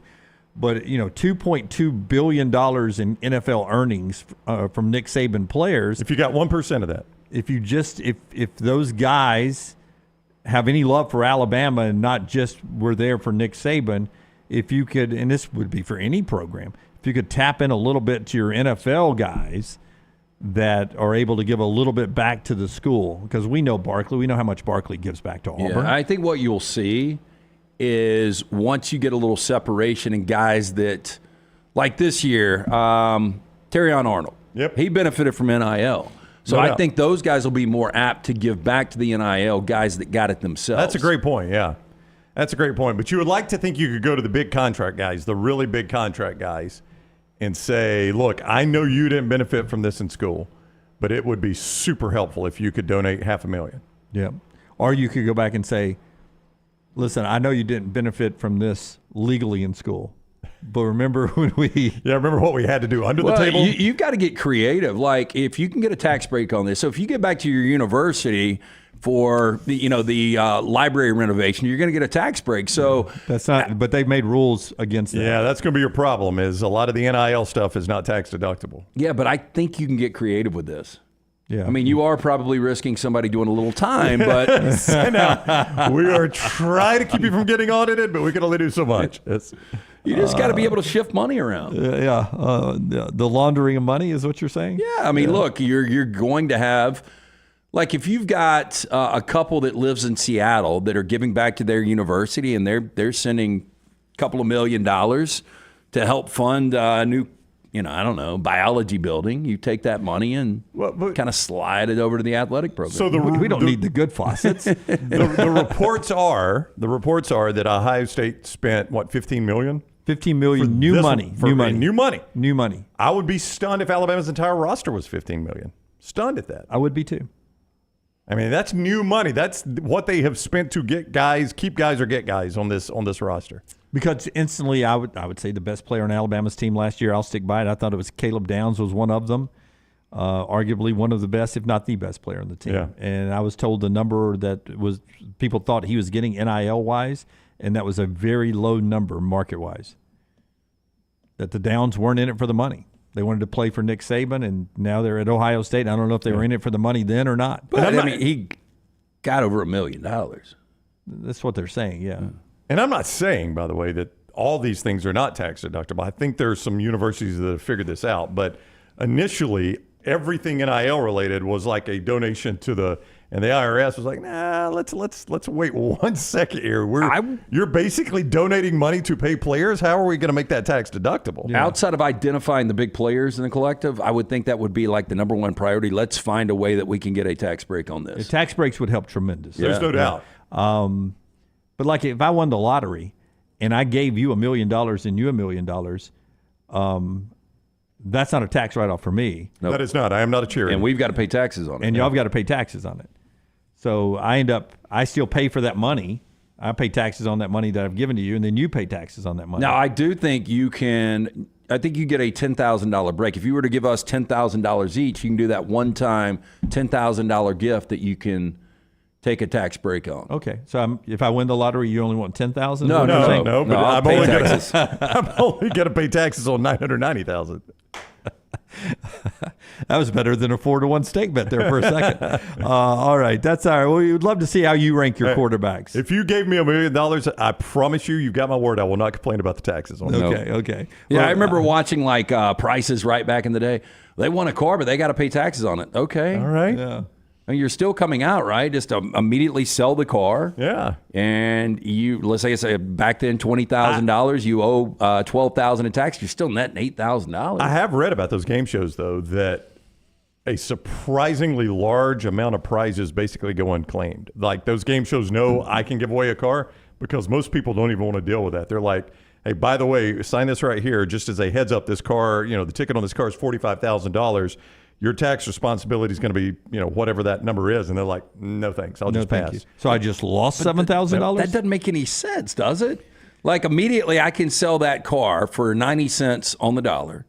And I'm still going to profit in net of what I've got to pay out the taxes. I know, but I think people are fearful about doing that they don't want to go through that much trouble. They think they'll screw it up. They don't know how to sell a car. I've sold 2 cars privately on Facebook.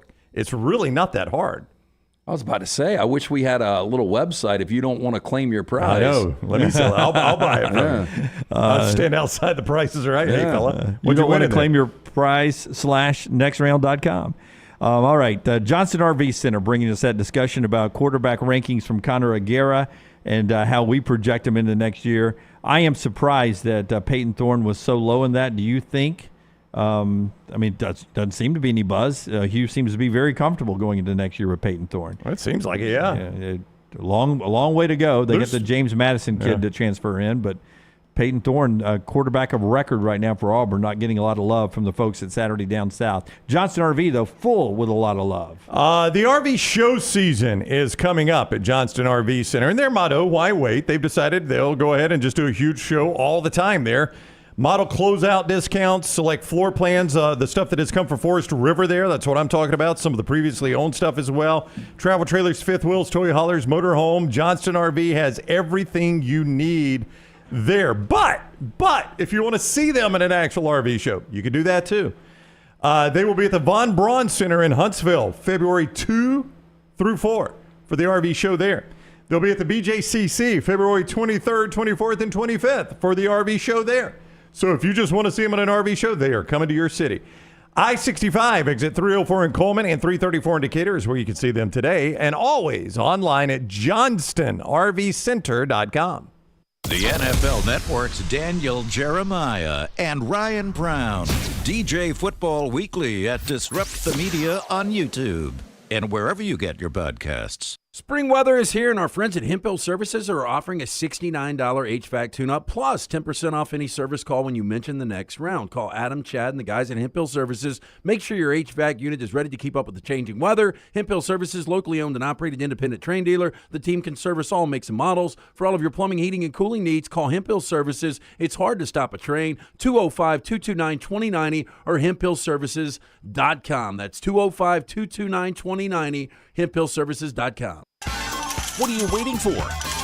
It's non-stop gaming action at Birmingham Racecourse Casino.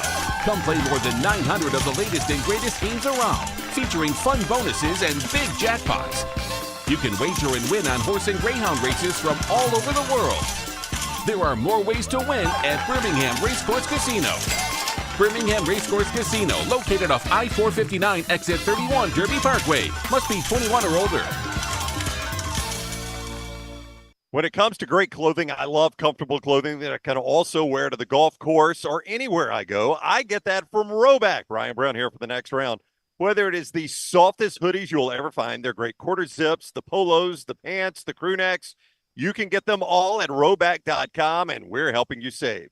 Your first order at Roback.com can get a 20% discount when you use code TNR20. That is Roback.com, code TNR20 for 20% off your initial order at Roback.com. Ryan Brown here for the next round with a question for you. Are you on the bandwagon yet? Bandwagon wants to invite you to one of their 3 retail locations in Birmingham for all your holiday shopping. Bandwagon has the top brands in sporting goods, athleisure, and lifestyle apparel. You can check your entire family off the list at Bandwagon with brands like Task, Bird Dog, and Varley, plus the best in sports equipment. Visit the Bandwagon locations in Cahaba Heights, Homewood, and Trussville, or online, bandwagonsports.com. Next round listeners, it's time to jump on the bandwagon. Make sure to start your day at nextroundlive.com. Get caught up on the latest podcasts and videos from the live daily show, plus specialty shows such as the Mystery Fifth Hour. You can also learn more about the whole staff at Double Down Media, find all of our social media feeds, see the latest videos from our YouTube channel and gaming channel, plus find other ways to consume the show like the Next Round mobile app, which you can download direct from the site via your iOS and Android device. Make nextroundlive.com your homepage and stay up to date with everything from us here at the Next Round. Fire damage to your home or business is something you never want to consider. Ryan Brown here from the next round. But in the horrible event it happens, Dry Tech is here to help. They respond quickly and will reply to you within 20 minutes when you call 205-637-0143. They're working for you, the customer, not the insurance company. They've got 5 crews ready to go 24/7. Don't call the insurance company first. Call Dry Tech. Just remember this website, mydrytech.com. That is mydrytech.com.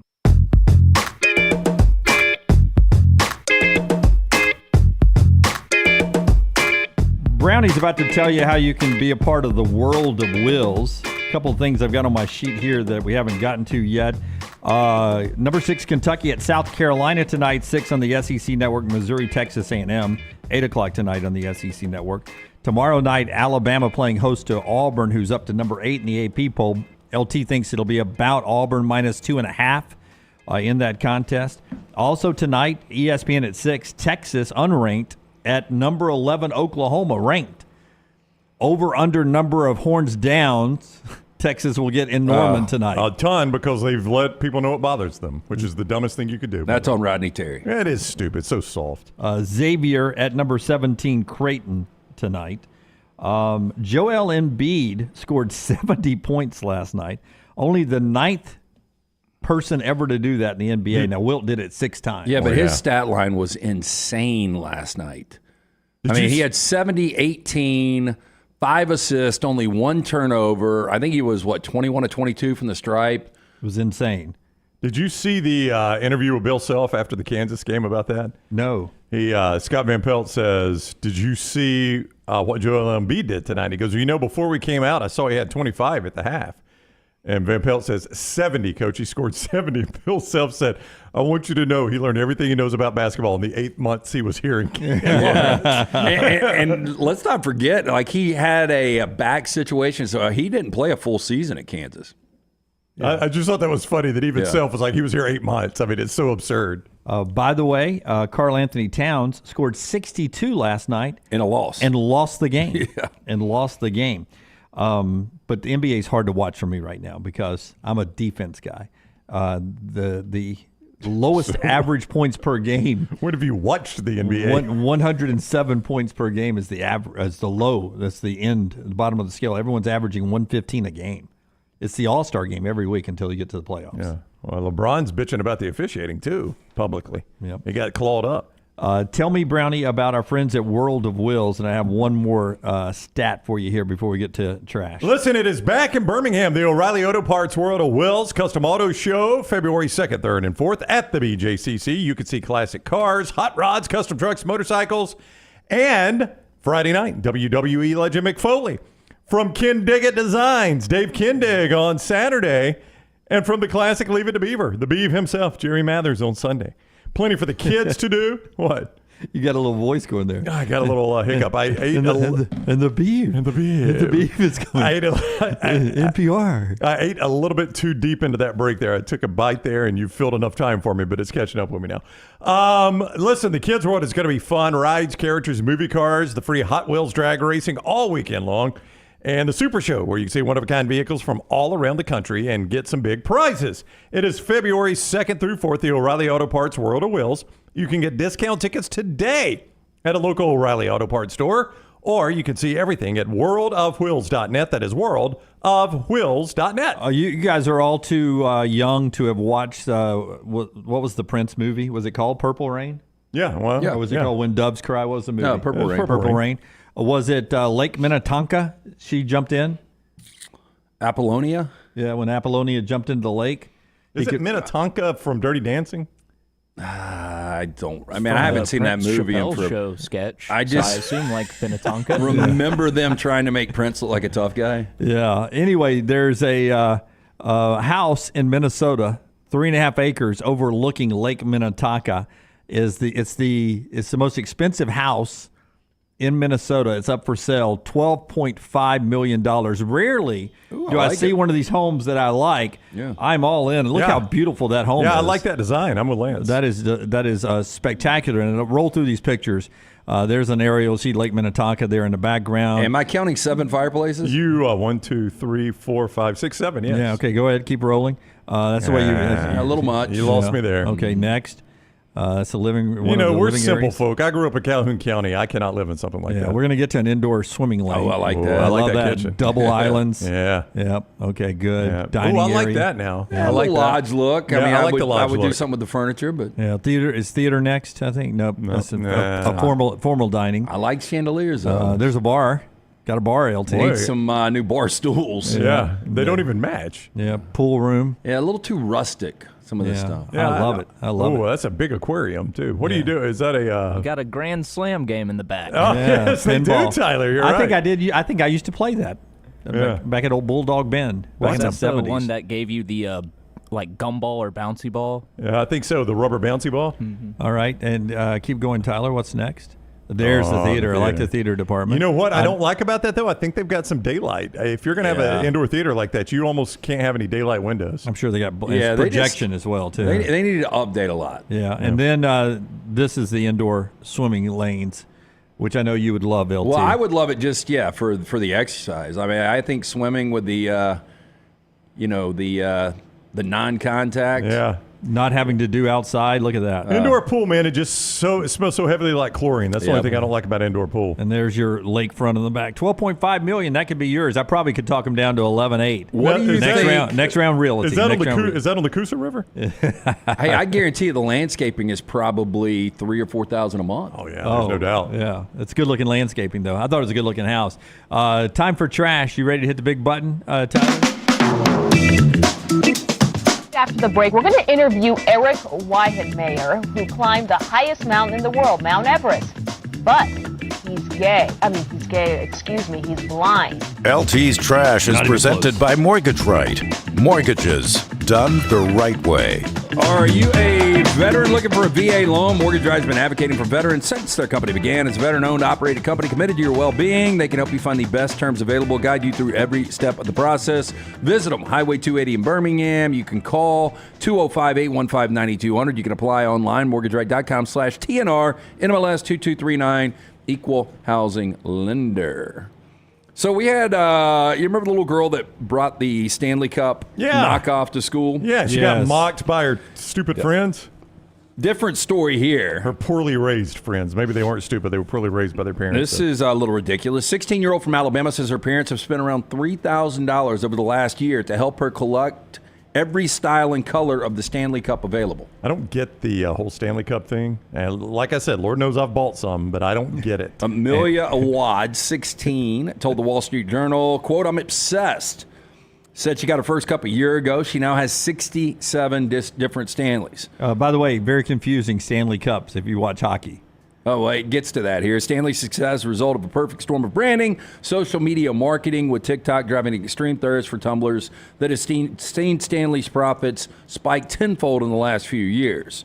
I used to think, Lance, one of the greatest marketing stories of all time was the Yeti cooler. Yeah. It's literally a cooler that became a status symbol. I don't know how you make a cooler a status symbol, but they managed to do it. But I think did work at a different level than a regular cooler. They did, but, at what point in your life do you need that extra level of cooler, right? Well, I mean, if you're out by the pool for 8 hours, you're on the lake for 8 hours, you're at the beach for 8 hours. Yeah. I mean, I've never had a cooler fail me, to the level that I need to pay what a Yeti is, but it became a status symbol. There's no doubt about it. I've only got two. These have become a status symbol, and it's a cup that holds a drink. Yeah, I think it's more amongst the teenage girl. Oh, there's no doubt. But the cup has become so popular online that the TikTok hashtag Stanley Cup has more than 6 billion views total, most of which are due to the tumbler and not the famous championship trophy of the same name. You're right. It is going to get confusing when we get to June. By the way, these cups sell $50. Yeah, how much is one of these Yetis right here? Used to be that high, and it has dropped in price. Okay, so maybe $25 now. I think they're in their 30s. Yeah, but it's been a while since I bought one because I've got so many. People have been reselling the Stanley Cups too. Oh, there's a black market for them? Oh yeah, I saw somebody reselling. Gosh, what's that country singer y'all like? The girl Lainey Wilson. Lainey Wilson. She had a collaboration with Stanley, and those cups are selling for $250 to $300 a piece now. Oh my gosh, that is insane.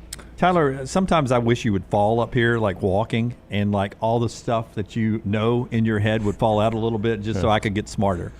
I mean, there's no subject we bring up he doesn't have a tidbit about. Yeah, Tyler has it's a wide swath of knowledge he has. Yeah. I would agree. Like, honest to goodness, if you hit your head on the hardwood floors out there, I feel like some things of interest would fall out of your ear hole. We once had a coworker, and Herb Winches told him if his head split open, something would fly out. I remember that. I remember what would fly out. I remember the coworker. So if I asked you, Bruce Lee's known as the greatest martial arts guy of all time, who would be number 2? Not sure. Bruce Lee's more like known for like the philosophy side of it and less like fighting. Like he was known for creating the styles and how to perform It them. looked like he could get after it and enter the dragon. Now he got thrown through a car, Brad Pitt, and Once Upon a Time in Hollywood. But she very Based on good. a true story too. Yeah. Very smart by Tyler. Didn't have an answer, so he debunked your question. Hey, Buffalo Wild Wings had closed late Sunday when Justin Carpenter pulled up to the Lawrence, Indiana restaurant around midnight looking for food. Fried pickles, to be exact. I like fried pickles. In an ill-advised bid to get the kitchen reopened, Carpenter, 25, proposed a barter exchange to the B-Dubs employees, 2 of whom were minors. As alleged by police, Carpenter, quote, offered drugs to the Buffalo Wild Wings workers in order and an offer for the fried pickles. I don't like them that much. Now, Carpenter, who was wearing an ankle monitor as a result of a prior drug arrest, offered marijuana, cocaine, ecstasy, and vape cartridges containing THC to the workers for fried pickles. I mean, that's a lot. That really is. I don't think the dollars are going to add up here. I mean, is it like a lot? I mean, he had to be high, and he was craving them, man. He was bending. Do y'all like fried pickles, though? I do. I do. I like fried wickles better. Yeah, depends on where you go. That was a dead-on shot right there. Dead on. One school taking drastic measures to curb its students' TikTok addiction. Southern Amalanche Middle School in Graham, North Carolina has removed all its bathroom mirrors to stop kids from chasing internet clout. Yeah. Now, according to the school district spokesman, Les Atkins, quote, students were going to the bathroom for long periods of time, making TikTok videos. Now, administrators say the mirrorless bathrooms have already worked. Quote, not as many visits to the bathroom, not staying as long, and the students are held accountable. And that's when there's accountability, you'll see a great difference, Atkins told WFMY. Well, I tell you what, it was smoking in the bathroom when I was in high school. The mirrors were not the issue. It was not. Yeah, they'd go in there, smoke a heater, drop it in the toilet. How long until we get a lawsuit of a kid being criticized because he was walking around with a boog in his nose, and then the mom goes, you took out the mirrors. There's no way for him to know that. And now my kid is traumatized. Yeah, it's got to be on the way, right? Yeah. We're suing the NFL $6.1 billion over the red zone. This is bad. Over the Sunday ticket. Who sued them? Says the class action. School system has also implemented a digital hall pass that allows teachers to track how much time a student spends outside of the classroom. Yeah, Big Brother looking down. So who's it's a class action against the NFL, and they're based on what? Antitrust. They're saying that it's prevented teams from selling their rights, like the Cowboys, and knowing that Chicago has a lot of Cowboy fans, or Birmingham, they could market and sell their rights to a Chicago station, to a Birmingham station. Yeah. And they got some guy that won the Ed O'Bannon case. Yeah. That's going to be testifying for the class action. It's $6.1 billion. And a lot of people are saying the NFL will settle so they don't go to court over this. But I was just thinking about if you got all your Sunday, you've been on Sunday ticket longer than any of us. 97. How much money dating back to 2007 if they gave you all your Sunday ticket money back? You'd make a ton of money back. Well, it was like $3.50 a pop. Now, there were times where I complained about something and got it out of DirecTV for free. So I don't know. Every year I pay. Somebody's going to go broke because that's over $5,000 right there. Yeah. $6.1 billion is what So in other class words, action is. In theory, I could be in Birmingham and just get all the Dolphins games. No, you'd be in Birmingham, and the Dolphins would have a chance to go to NBC 13 and say, we would like you to carry the Dolphins games every week. You willing to buy that? Yeah. And they'd be like, yeah, how much? And they'd negotiate a deal. I don't know if it'll stand the test of the lawsuit, but they're talking about this gets settled. They're talking about the NFL settling. Like even they pointed out when the Rams moved back to Los Angeles, they ended up paying the city of St. Louis $749 million to prevent from going to court because St. Louis was suing them. The NFL apparently never wants to actually go to court. Yeah, they don't want discovery, right? They don't want the books open. I don't think any St. Louis fans wanted to watch the Rams at that point. Good Morning Football, Cam Newton. Yeah, that's an interesting attire. He just looks ridiculous. Yeah. I said he looks like a character from a Quentin Tarantino movie. I said he looked like a remake of Willy Wonka. Yeah, maybe. Or a new character of Bridgerton. So, Bridgerton was the call right there. Yes, that's the one against a tree. Yeah, I know. Beat you to the question. Hoping to fill the gap left by popular over-the-counter decongestants that the Food and Drug Administration has deemed ineffective, the creators of the Naso Calm want people who struggle with a stuffy nose to consider strapping an electric nasal massager to their face. At least you don't look like an idiot. Now, with spring on the way and countless allergens and months of unpleasant nasal congestion coming with it, the Naso Calm would be the relief many are looking for. Inside of the nasal mask, there are 6 electrodes that send electrical impulses into the skin to make muscles around the nose and nasal cavity contract, similar to the electrical signals that the brain sends out to make us move. Now, its makers claim 15-minute daily massage of, quote, nasal acupoints with the Naso Calm can, quote, improve nose circulation and promote muscle contractions, which will in turn help relieve congestion and clear airways so users can breathe easier. They also promise the device can relax users. I mean, look, if it was bad enough, I'd try this. I mean, I'd give it a whirl.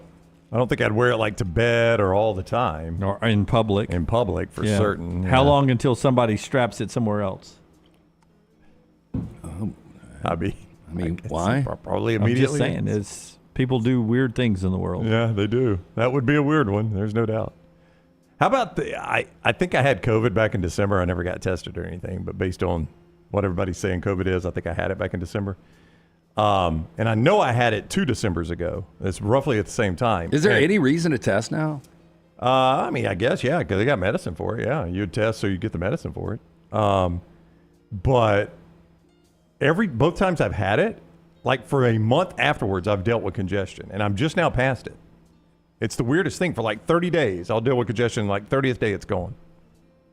Very odd. I don't 30 need days. I don't need that massager there. That is Trash Today, brought to you by.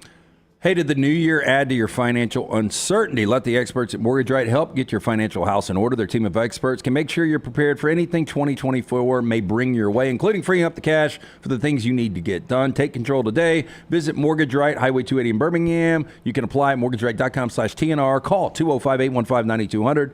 NMLS 2239, Equal Housing Lender. I want to bring Lunsford and maybe Forrester and Tyler into the conversation here. Apple, before they're even available, 180,000 Vision Pro headsets pre-ordered. 180,000 Vision Pro headsets pre-ordered.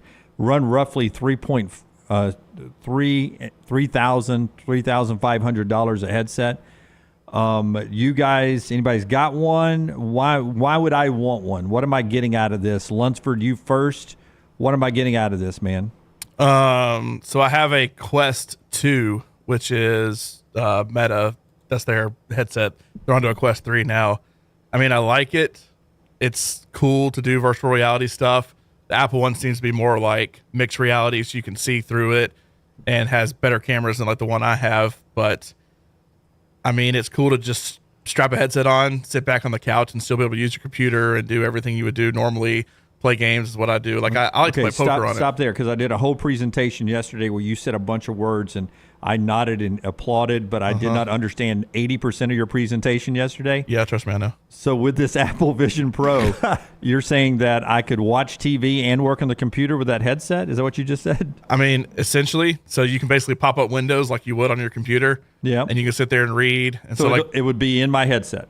Yeah, it'd be in your headset. Okay. And so you'll be able to see the room around you. So like, if Maggie walked in, you could see that she's walking in or something, but you're reading, story on ESPN.com, or, you're watching a YouTube video or something like that. You can do all of that. And of course, you can play games on it and stuff too. Do I look like the kind of guy that could watch something in my left eye and see something else in my right eye? Is that what I'd be doing? I mean, I don't know if you're that kind of guy or not, but will you ever own this, LT? No. How much is this? $3,000 right now, but the price will go down. It'll go down, but like you can get a Meta Quest 3, I think, for $500 now, and that's like what was the gold standard.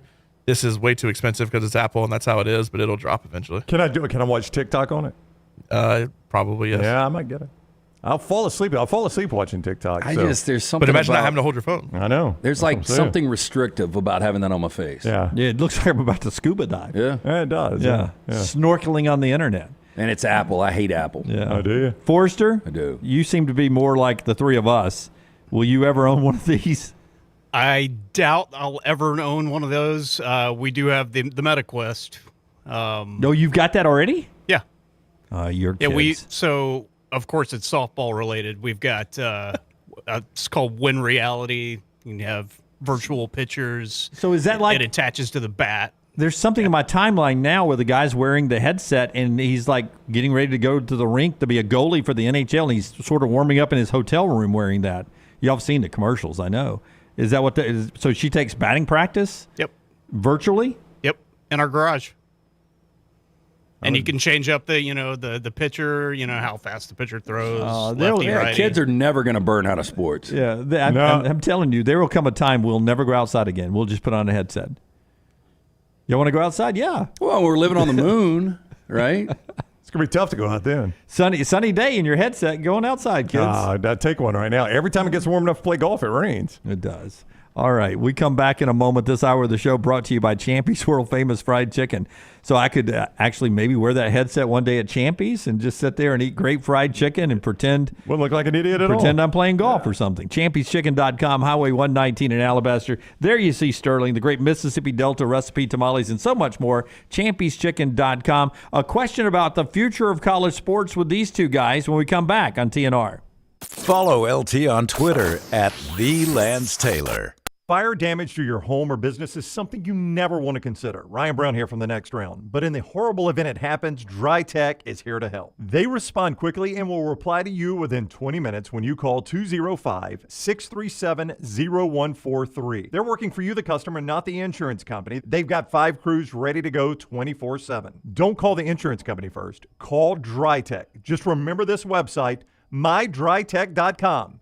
That is mydrytech.com. Hey, Lance Taylor from The Next Round to tell you about our friends at Gutter Cap. Gutter Cap's that patented aluminum cover system that fits over most existing gutters to keep out debris and eliminate that gutter cleaning. It's backed with a lifetime warranty, almost 20-year service record right here in Birmingham. Stay off that dangerous ladder forever. 45% off the retail price now if you call guttercapbirmingham.com. Call my good friend Chris Stewart now, 205-823-2212. Cap it, don't snap it. It's Gutter Cap.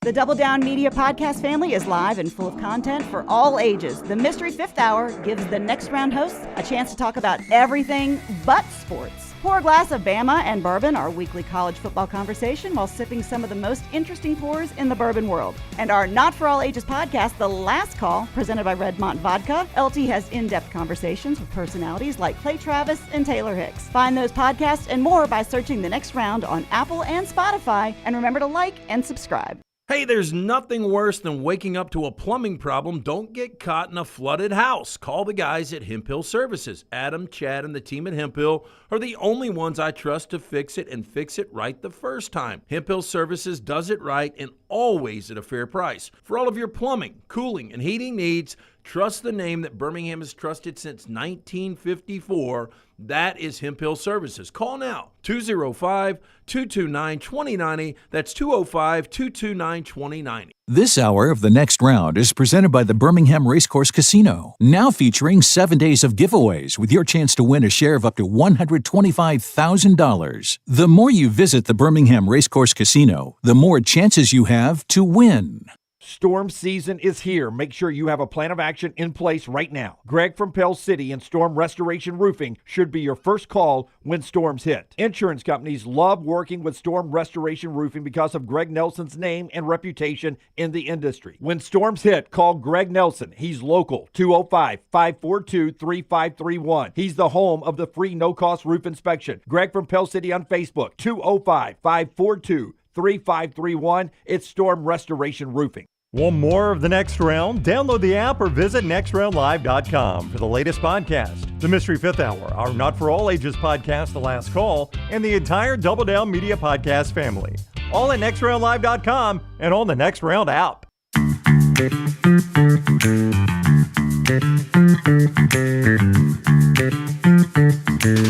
Final segment brought to you by Hemp Hill. A couple of things before LT tells you about your heating, cooling, and plumbing professionals. First, getting ready for the game over in Tuscaloosa tomorrow, Auburn and Alabama. No official line yet to come out later today. LT thinks Auburn will be about a 2.5-point favorite. Dylan Cardwell talking about the tightness, the closeness of this Auburn basketball team that's up to number 8 in the AP poll. Here's Dylan. This is like the closest team I've ever been on, and everyone had each other back, like he said. It all started back. I'm gonna keep repeating this, but it all started back in the summer when Bruce Pearl was adamant about us, eating together, hanging out together, and making sure that we're always together. It's a very tight knit group. Everybody talks to everybody, and that's just kind of rare. And we all hang out. There's no cliques on this team, so it's just fun to be on a team that's everyone's like your genuine friend and your genuine brother. So that's kind of where I see the difference in the past couple of years. Emily Grace McWhorter is down in Auburn today. Taylor and I will be in Tuscaloosa tomorrow night for the game at Next Round Live for all the platform. On that platform at Next Round Live on all the social media sites for coverage of the big game in Tuscaloosa. By the way, going into the weekend, Brownie, Nick Dunlap was 4,197th in the world. He wins as an amateur, makes zero money, and he is now 68th in the world rankings. Crazy. He jumps 4,129 spots. Wait for it. That is a world ranking record. I would imagine. Nobody's ever jumped that high before. I would imagine it's kind of hard to do it, frankly. What a future this kid has, and I think everyone just assumes he's going to turn pro in the very near future. He'd be crazy not to. He was already in 3 of the 4 majors. If he turns pro, it will be in all 4. Because of his U.S. Amateur win, right? Yeah, his U.S. Amateur win had him in the U.S. Open, the British, and the Masters, and he couldn't be in the PGA because it's only professionals. There are no amateurs in the PGA Championship, but this win would put him in that. It would also give him a 2-year exemption on the PGA Tour, which, I mean, you can't put a price tag on that, and would have him in all the signature events. So this is the first year we've had PGA Tour signature events, which are accelerated purses and, if I remember right, no cuts. And that is so it's guaranteed money then at that point. And I could be off on the no cuts, but that's the way I remember it, Jim. And that was a response to the LIV. That was the PGA Tour trying to sweeten the deal for their players. And he would be in all of those because of that win. And listen, it'd be a tough break for Alabama golf and our buddy Jay Sewell, but if you're Jay Sewell, you go sell this. You're like, this is what we want to be as a program. We want to be a breeding ground for the PGA Tour. Yeah. And we're sending a guy, he's barely even played for us, and we're sending him to the tour. So I think it'd be huge for Alabama golf, too. And I appreciate that Nick probably has some conflicted feelings there, like I've committed to play, and now I'm not even going to play a full year for them. But nobody in the world will blame him for turning pro right now. When is the national championship in golf? It seems like it's not until like May. Yeah, it seems like it's really deep. Yeah, he'd be not wasting, I don't want to say it that way, but he'd lose a lot of time on the tour. Yeah. I just don't know how you don't turn pro right now for him. You got to do it. Got to do it. Yeah. I don't think anybody in the world would blame him for doing that. Sponsors that would sit there. Well, the good news is he can already get those because of NIL. Right. I mean, he was head to toe in Adidas. Yeah. If you noticed on Sunday. For a Nike school, by the way. Yeah, playing for a Nike school. Yeah, if you're representing him, though, how many people are you reaching out to this week? All of them. Everybody. All of them. I see who's the highest bidder, Lance. Yeah, tell them about our friends at Hemp Hill, and then 2 more things to get to before we're done here today. Hey, trust the name. Birmingham has trusted since 1954 for all of your plumbing, heating, and cooling needs. That is Hemp Hill Services. Adam, Chad, Andrew, the guy there. Make sure you tell them the next round sent you. Hard to stop a train, 205-229-2090 or hemphillservices.com. Because of the Caitlin Clark bumping with an Ohio State fan collision. What a flop. Did y'all talk about that yesterday? Yes, My gosh. Embarrassing. And the different angles they showed. That one from behind the basket, it was, such an acting job. And the fact that the Ohio State student got up really quickly. Caitlin Clark's a heck of a player, but that was ridiculous. She is an amazing player. But everyone is discussing, again, court rushing and or field rushing in college athletics, and we know the rules in the SEC and such. Is that something you would like to see eliminated, or somehow be able to allow it to happen in college athletics and somehow just do it better? Well, I think we have relatively few incidents for as often as it happens. Wouldn't you agree? Yes. I mean, give me the last major, Jermaine Burton hitting a female in Tennessee when you didn't get all the players off in time. That would be at the top of the list of an incident that pops to mind. And then give me the major incidences between that and this. Well, I wouldn't even call this Caitlin Clark thing an incident. It's not an incident. She made it worse than it was. Yep, she sure did. If she would have gotten up immediately, nobody says a word. Yep. Nobody says anything. Yeah, but she completely flopped and then went in the post game and made it worse than it was. I mean, I just can't think of many incidents where there's something really, really bad has happened. I understand why we are against it in the SEC. We try to have rules against it, and I understand why Alabama fans don't do it. But it is now. Do we do it too many times? Yes. I mean, Ohio State was 18th in women's basketball, and it was a conference game against Iowa at home.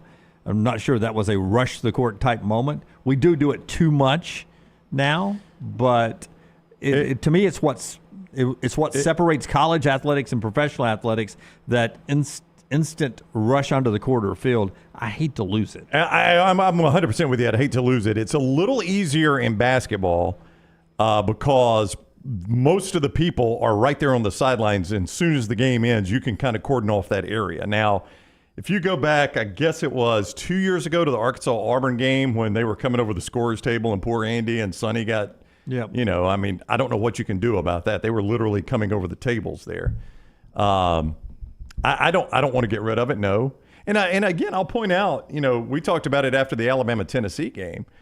If you go back and watch the video that you shot, there's a bunch of girls on the front row right there, and the only thing between them and the field is a brick wall. Yeah. And they're pinned against it. If they don't come over that brick wall, they get crushed. Yeah, that was the scary part. Yeah. I mean, they really had no other choice but to come on the field sitting in those seats. And go back to kick six or any other time Auburn beats Alabama at Jordan-Hare, those bushes, people are jumping in the bushes. Yeah. And, I mean, there's some dangers. I just hate to lose it.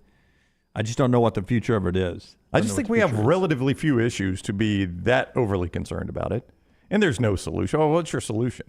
How are you going to stop people from rushing the field? To me, they find these schools. The students don't give two rips about the school getting fined. They don't. To me, the only way to do it is redesign the locker room situations to where it's an easy exit off the court and off the field straight into the locker room. Like in the NFL where you can go right behind the bench? Yeah, or down to the side. But like in Tennessee, Alabama had to run through the students. That's right. To get to their locker.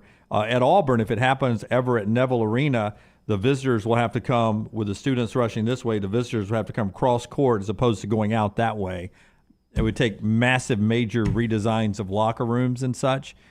That would be the only way to keep. You just have to design it where the students don't intersect with the visiting team exiting. I mean, one of the suggestions was, like in Tennessee's instance, they would have lost their next home game. Alabama would get 3 straight home games in that series, which I think is stupid. Yeah. And on top of that, do you think the fans, the first time Tennessee had beaten Alabama, what was that, 16 years? Do you think any fans are going to go, oh, my God, if we rush the field, we're going to lose a home game, guys. Let's don't rush the field. Don't think they care. They're still going to rush the field. You're not going to stop that. Yeah. There's no way to stop it. And that's exactly right. Tennessee knew it was going to happen. There's nothing you can do about it. Yeah, what are you going to do? Yeah. I mean, you had probably, 5,000 people wanting to rush the field, and you've got 50 security officers? Ended up being more than that. Yeah. I want to save it for the students first, and then, like Clemson does, a very cordial walking onto the field for the adults who want to go onto the field afterwards. The students should be allowed to get out there quickly. We just got to figure out a way to get the visitors off before the game ends somehow, some way. But it'll be a talking point because of what happened again the other night until the next time it happens, and it'll be a talking point again.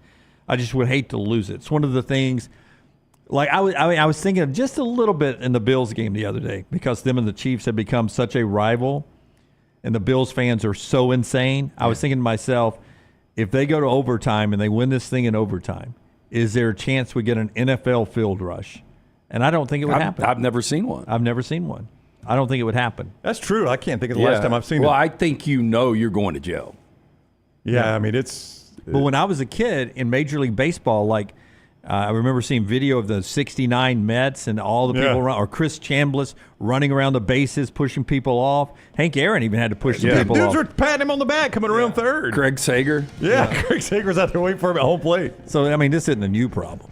Yeah, it's been around forever and ever and ever. Hey, by the way, as we wrap up, Aaron Wilson, who covers the NFL, is reporting that Chargers and Jim Harbaugh are at the finish line, and Harbaugh likely is bringing Jesse Minter with him. Oh, wow. That would be a significant loss for Michigan. I mean, Minter was a guy who I thought should have been in the mix for a DC somewhere here or there.